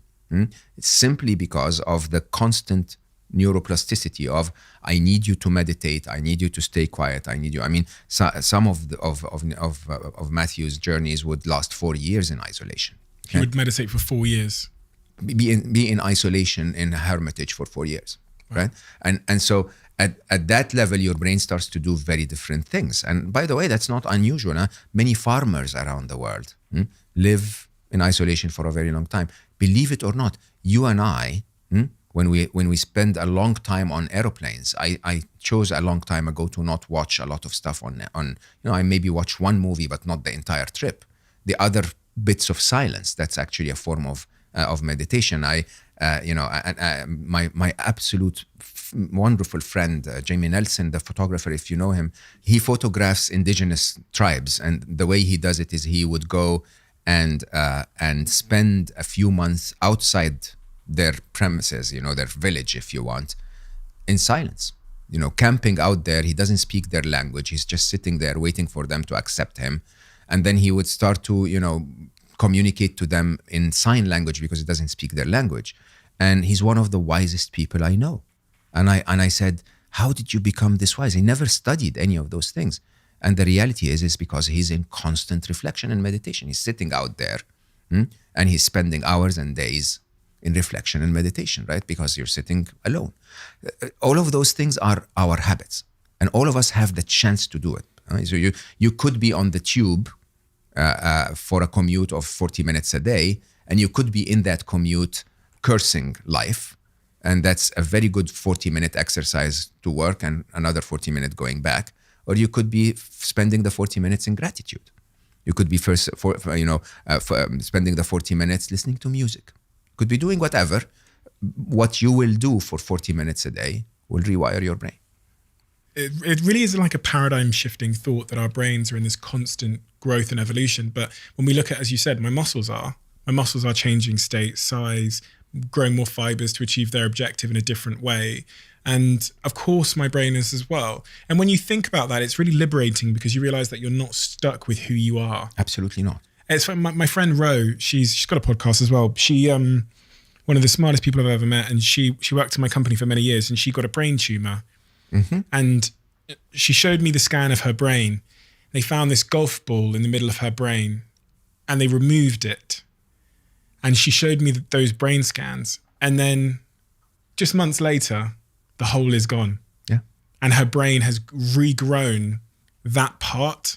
And there's no longer a hole in her brain. And that was one of those moments when I go, oh my God, the brain, like everything around us, is a living organism that is shaping and evolving based on the inputs and what's happening to it. Yeah, so let's choose which parts of it are we going to grow. I think that's the whole point. And we grow it with our actions and our thoughts. Yeah, repetitive actions, thoughts, and memories. Believe it or not, one of the interesting things is if you take a memory in the past and you think about it over and over and over, it's as if it's happening over and over, and you're growing the neurons that are needed, or you're growing the connections between the neurons that are needed to trigger that memory. Think happy memories. Okay? If you sit next to your partner and focus on one thing that they do and go like, they say, do this, they do this, they do this, they do this, and forget that they do 100 other things that you love and appreciate, your neuroplasticity is making you completely obsessed about that one thing. And you can only see that one thing. And eventually, some of my friends after a breakup, I go like, so what happened? And they'll say one thing. It's like they obsess about it over and over because your brain is growing to say, he needs to think about this, right? I'm going to make it easier to think about this. I'm going to make it faster, more accessible. And you'll see it more often, like the red cars. Mm-hmm. You know, the old thing about if you buy like a red car, if you buy like a green car, then every car you see will appear to be green. Or if you buy a Range Rover, every car you see is a Range Rover. Well, this other thing that's really intriguing topic from our last conversation that you mentioned, and you mentioned in your new book, is this idea of masculinity and femininity. I don't really hear many people talking about this. Yeah. Believe it or not, my publisher really was asking, should we include this? It's a contested topic. Do we want to? But I think it's very important for people to understand. We've mixed up, again, a few definitions. Like I said, we mixed love and romance, for example. We've mixed biology with gender identity, with sexual preferences, with the reality of what the feminine and the masculine is. The feminine and the masculine, in my definition, are approaches to life. Okay, some people will want to hold their mug this way, and others will want to hold it that way. It's an approach to life. No way is right and no way is wrong. Okay, some of us will want to go through life with creativity and playfulness and intuition, and some of us will want to go with analysis and discipline and linear thinking. It's an approach to life. Neither is right and neither is wrong. There is a high correlation between those who are archetypically feminine, if you want, between some of those qualities, and those who are masculine. Again, there is a correlation with some other qualities. So you would find that a person who's masculine, whether that's a man or a woman, straight or gay, it doesn't matter. If a person acts in their masculine, they'll tend to be a little more forceful, if you think about it. One of the masculine qualities is strength. Okay, strength is a quality, whether it's strength in mental strength or physical strength. You wanna use your strength to move things. Okay, if you're dependent on your masculine side, or more associating with your masculine side, you're going to show that. And as I said, statistically correlated, those who have male body parts tend to use that a little more. Reasoning doesn't matter. The problem with our world at the global level, and the problem about us as individuals, is we've decided that some of those properties or qualities are more valuable to our world than others. Okay? If you live in a capitalist world, and the capitalist world is entirely about let's produce more, let's make more, let's do more, we're going to have to borrow more from the doing qualities, which are mostly masculine. Okay? This leads to a world where there is a lot of doing with little being, which basically means it's a world where we do a lot of what we haven't really properly thought about. What is not really informed by the realities of who we are. Being that beautiful sum of the feminine is being. The feminine is. The masculine does. There is a difference between them. And if you continue to do without actually asking yourself that awareness question of what should I do, you end up doing things like building technologies that make our life slightly better and destroy the planet in the process. Why? Because you haven't really internalized some of the most beautiful feminine qualities of intuition, of creative thinking to look for alternatives, of sensuality to actually sense what is actually happening in the world as a result of your doing, of inclusion, to connect to the rest of being, to understand that this is not just about us, it's also about the bees and the bears and everyone else, and so on. So that world that we've created, being hyper-masculine, is, I think, the biggest mistake humanity's ever done. And I think humanity's paying for that mistake and will pay more in the future. The savior is for us to stop doing this and to start waking up and saying, hold on. We need a lot of being before you continue to do. So interesting. It's particularly tricky to understand for men. Of course. Because men, there'll be a lot of men, again, listening to this podcast now that hear the idea that they need to embrace their feminine, that go, oh gosh, no.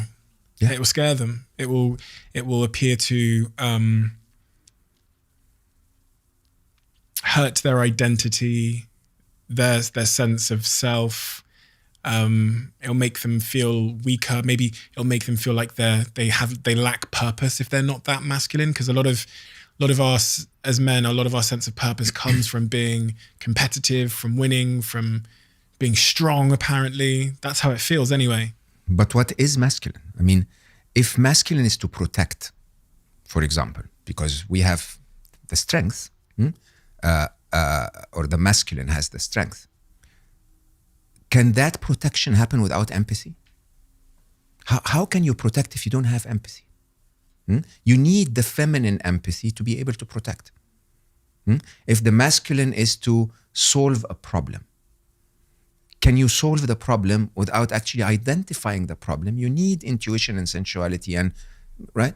If the masculine is about safety and survival, how can you do that without living, without beauty, without art? All of that is in the feminine. Your comment is right, by the way, but it is not because of any difference between the masculine and the feminine. Men will feel less comfortable with this because women have been sadly pushed to live in their masculine to survive in this hyper-masculine world. I will tell you honestly, and I say that with 100% honesty of that view. I thought to myself that I was intelligent. Until 4.5 years ago, I started to empower my feminine. And I promise you, I'm 10 times more intelligent. I was in my left brain doing all of the analysis, thinking I'm a smart person. But I was doing all of the analysis with all of the wrong inputs. The feminine gives you the inputs. The feminine gives you the picture of the reality, the inclusion, the big view of life. You can't see that with your narrow-minded linear brain. And I think the reality is that men who are most successful ever in changing the world, believe it or not, are more in their feminine than their masculine. Anyone that has ever changed the world has been more in their feminine than their masculine. The example I gave when we spoke about is Steve Jobs. Okay, most people think that Steve Jobs was an amazing, successful CEO because he was pushy. He was, a bit obnoxious actually sometimes. Not at all.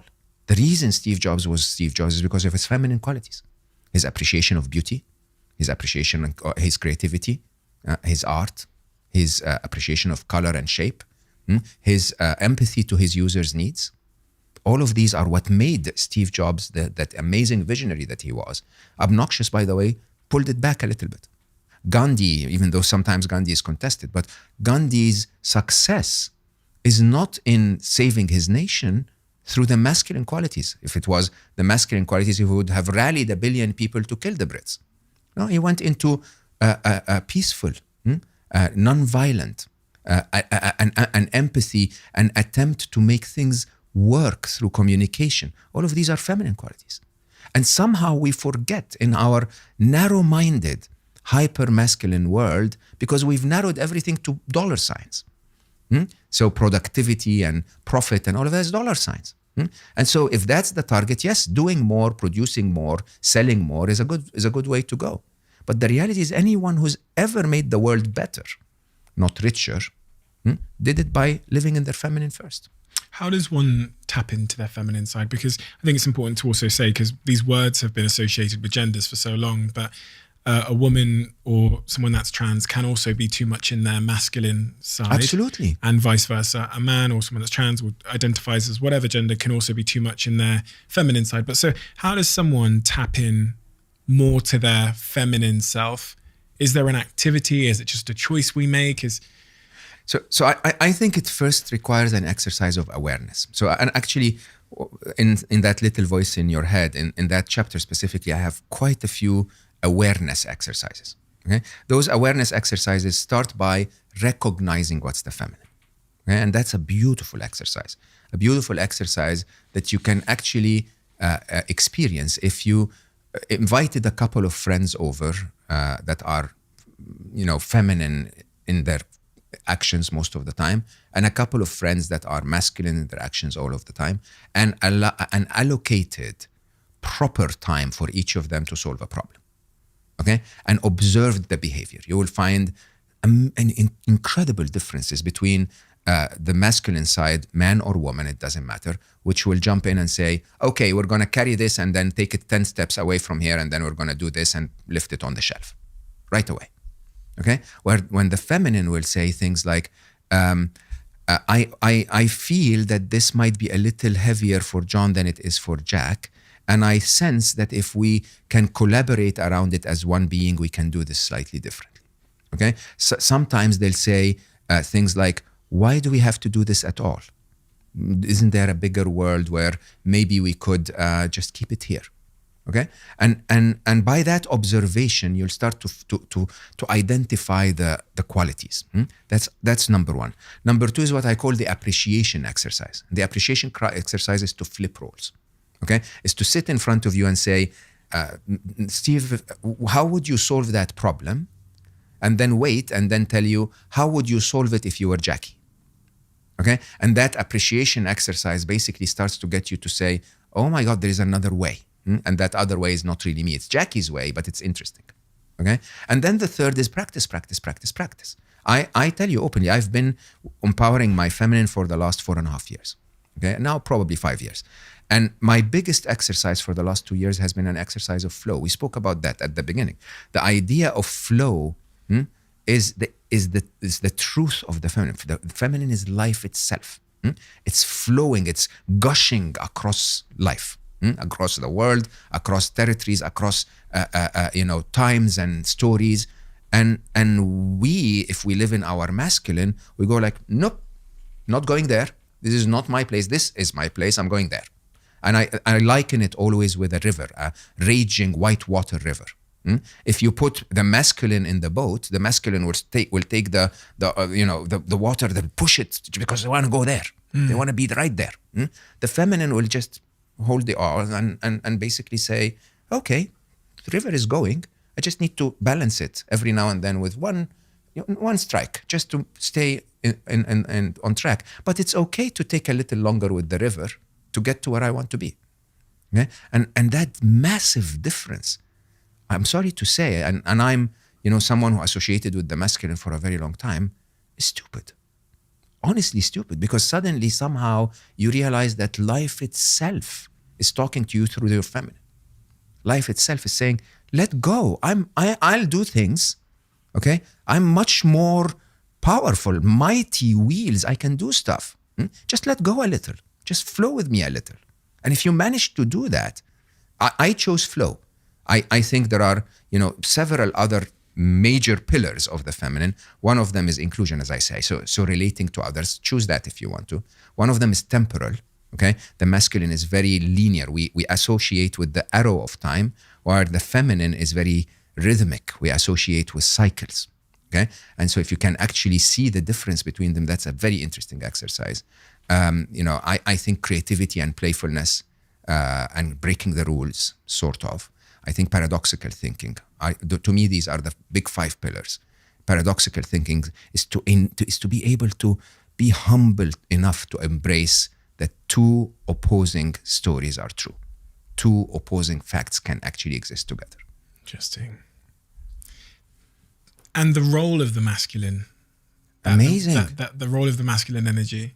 So that's a beautiful question. So the problem we had with the movement of feminism, and I say that with love and respect, is that it demonized the masculine. No, what needs to be demonized is overdoing the masculine. Okay? So, strength is good. That is me sometimes, by the way, I have to admit. I definitely overdo the masculine. My girlfriend tells me as well, she'll literally say it like that though, because she's very in touch with her feminine masculine energy. She'll say, you're being too in the masculine right now. Yeah. You know what's one of the most common things I'm told by a woman who's uncomfortable with how her boyfriend is behaving is he's unable to be available emotionally. Yeah, of course. We suffer from that. That's a consequence of toxic. Absolutely. So let's talk about this concept because it's very important. There is no demonizing of a quality. Linear thinking is a wonderful quality. Okay, if you can think about a problem linearly, That's a wonderful quality. Overdoing it makes you stubborn. Do you understand? It's the overdoing that's the problem. It's strength, wonderful. You overdo strength, you become violent. We don't want the overdoing. And what should be demonized is overdoing that. It's overdoing anything, including, by the way, overdoing the feminine. So, if you're intuitive, it's a wonderful quality. But if you're too much into intuition, you're ignoring linear facts and analysis. If you're, let's say, paradoxical, one of my favorite, as I always say, if you can embrace paradoxes, it's a wonderful quality. It gives you a double the amount of information to analyze if you want to do analytical thinking. But if you overdo it, you become a little irrational, right? If you're disciplined as a masculine quality, or not disciplined at all, you become irrational. So overdoing something or underdoing something is not good for any of us. What is the right amount of doing something, by the way? It's how you are configured. So I am much more empathetic and maybe creative and maybe playful than I am paradoxical. Okay?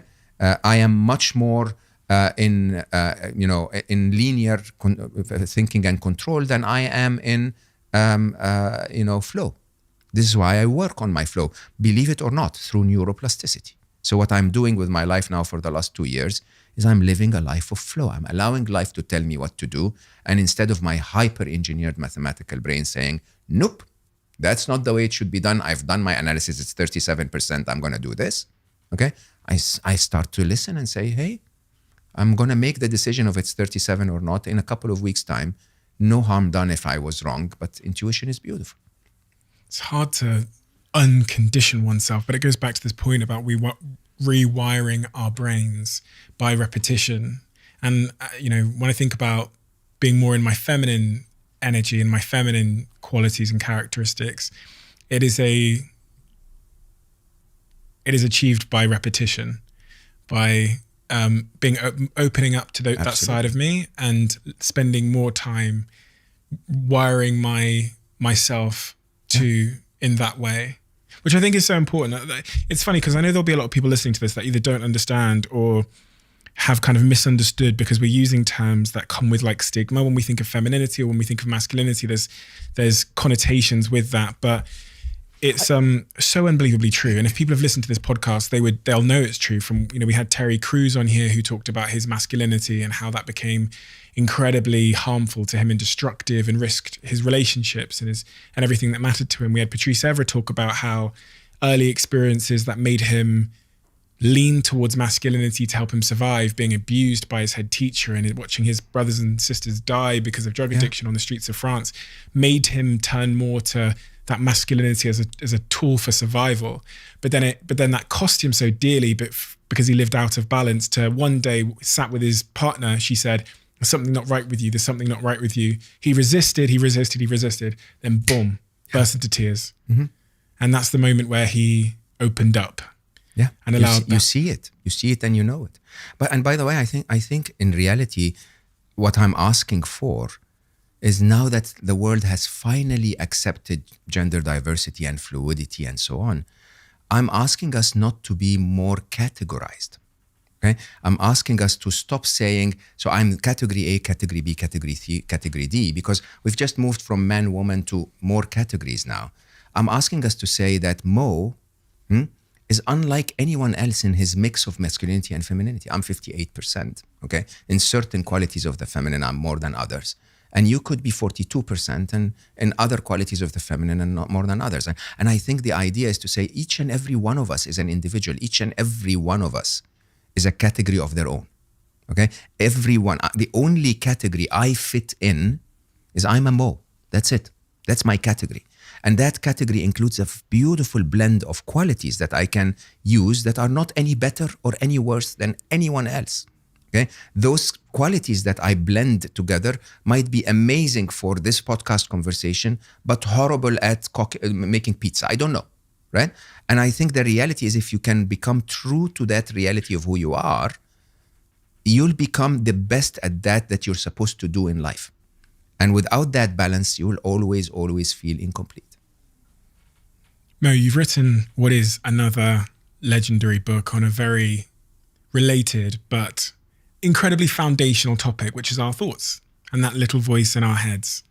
And I think if this conversation is a flavor of the book, then it is, I think in everyone's view that's listening, a must read. You know, it's funny that I talk about time being the single currency that we can allocate to determine the outcomes of our lives, but thoughts are Interesting. they're the thing that is determining how we spend that currency. Yeah, I think time is the rhythm of your song, the song of your life, and thoughts really are the lyrics that you put on top of it. They are the melody. They are as we spend a minute of our life thinking a certain thought, that minute completely shapes how the song of your life is going to be. It's quite interesting how we ignore that. And so maybe thoughts are the most important thing. And what this book does is it helps us to adjust the code that runs our brains. At the last line in your book, you say, I have one last selfish request. Please find the compassion in your heart to want happiness for my wonderful son, Ali, and wise teacher. Send him a prayer, a generous wish that he is happy wherever he is right now. He started it all, and he truly was the kindest, happiest human I have ever known. I'll keep working on mine for Ali. Why did you bring that up? We were having an easy conversation. Yeah. So, I wouldn't be here if it wasn't for what he taught me, and I wouldn't be here if it wasn't for the example he set, and I wouldn't be here if it hadn't been for him leaving us. And it's interesting that I may have told you this once before, that I write the last sentence of every book before I write the rest of the book. Yeah, and I have to say I have been blessed with so many people that send me messages that say I love Ali. And I feel that if it was only that I got from the work I've done, then I've lived. There's nothing worth more. But I'm getting so much more. I'm getting so much purpose, if you want. But I don't want to be forgetting him in that purpose. I think that's where I stand today, that I'm so driven by what I'm trying to achieve. And he's been away for 7 years, almost 8 years now. So I once again need him to be part of our journey. So yes, please send him a happy wish. The work he's done through you is truly magical. Through you is the exact right word. It's funny when we spoke about the idea of control being a masculine quality, only when I let go that life, whether with him or through him, or maybe he's the boss, I have no idea, but what I've accomplished was so much more than what I did when I was trying to control everything. And it's because of how he showed me to do it.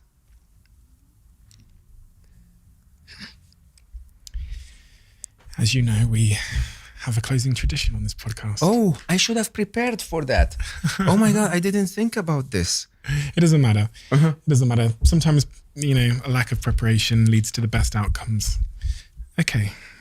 Question is. Ooh. That's not encouraging, Steve. No, I really like this question. It's very fitting, I think. The previous guest wrote for you, what is the greatest wealth in your life? What was not the greatest wealth was all of the money, all of the cars, all of the things. It was a waste of life, I promise you. And I know most people will say, yeah, you say that because you had it. When you have it too, you will feel the same. It was a total waste of life. When you wrote in your book that we come to this life with 500,000 chips. Remember you wrote 80 hours. If you live 80 years, you will have 500,000 hours of active life or something like that. And that this is your wealth. This is what you come to to the world with, and you place those chips hour by hour, the thought that came to my head was, I was born a millionaire. 500,000 hours is a lot of hours. But then you take that cash and you turn it to equity. It's really interesting how you take those hours, and by placing those chips, you turn one chip into equity, into something that lasts. And the things that I know last are experiences, knowledge, and love. And I promise you, we will never acquire anything more important than any of those three. In an interesting order, actually, they are love, knowledge, and experiences. So what we go through in all of our life is we do tons of things that we think are gonna acquire us one of those three, and happiness, of course. But in reality, it's so much easier to acquire those three directly. The biggest wealth you will ever have are a set of experiences that can't be repeated, some knowledge that can be beneficial for yourself and those around you, and the feeling of love, which I have been overwhelmed with. I mean, I can tell you I'm the richest man I know by far, from the number of kind messages that I get from people saying, we love what you do, we appreciate your attempt to make the world better. That love, I think, is the biggest wealth I have ever acquired. And I always say, Ali and Aya, my daughter, definitely have been the biggest love of my life, for sure. And when Ali left to take that life away, I feel that the fairness of life replaced it with the love of hundreds of thousands of people, which interestingly I'm so grateful for, but it's almost exactly barely enough to balance the love that I have for him. And so, yeah, maybe we should spend our life acquiring more of these. Thank you. I had a few words to say about one of my sponsors on this podcast. For many years, people have been asking for a coffee flavored Huel, and quite recently Huel released the iced coffee caramel flavor of their ready to drink Huels, and I've just become hooked on it over the last couple of weeks, and now I'm drinking that as well as the protein. Make sure you try the new ready to drink flavors. The caramel flavor is amazing, the new banana flavor as well is amazing, and obviously, as I said, the iced coffee caramel flavor has been a real smash hit. So check it out. Let me know what you think on social media. I see all of your tags and Instagram posts and tweets about Huel. Back to the podcast.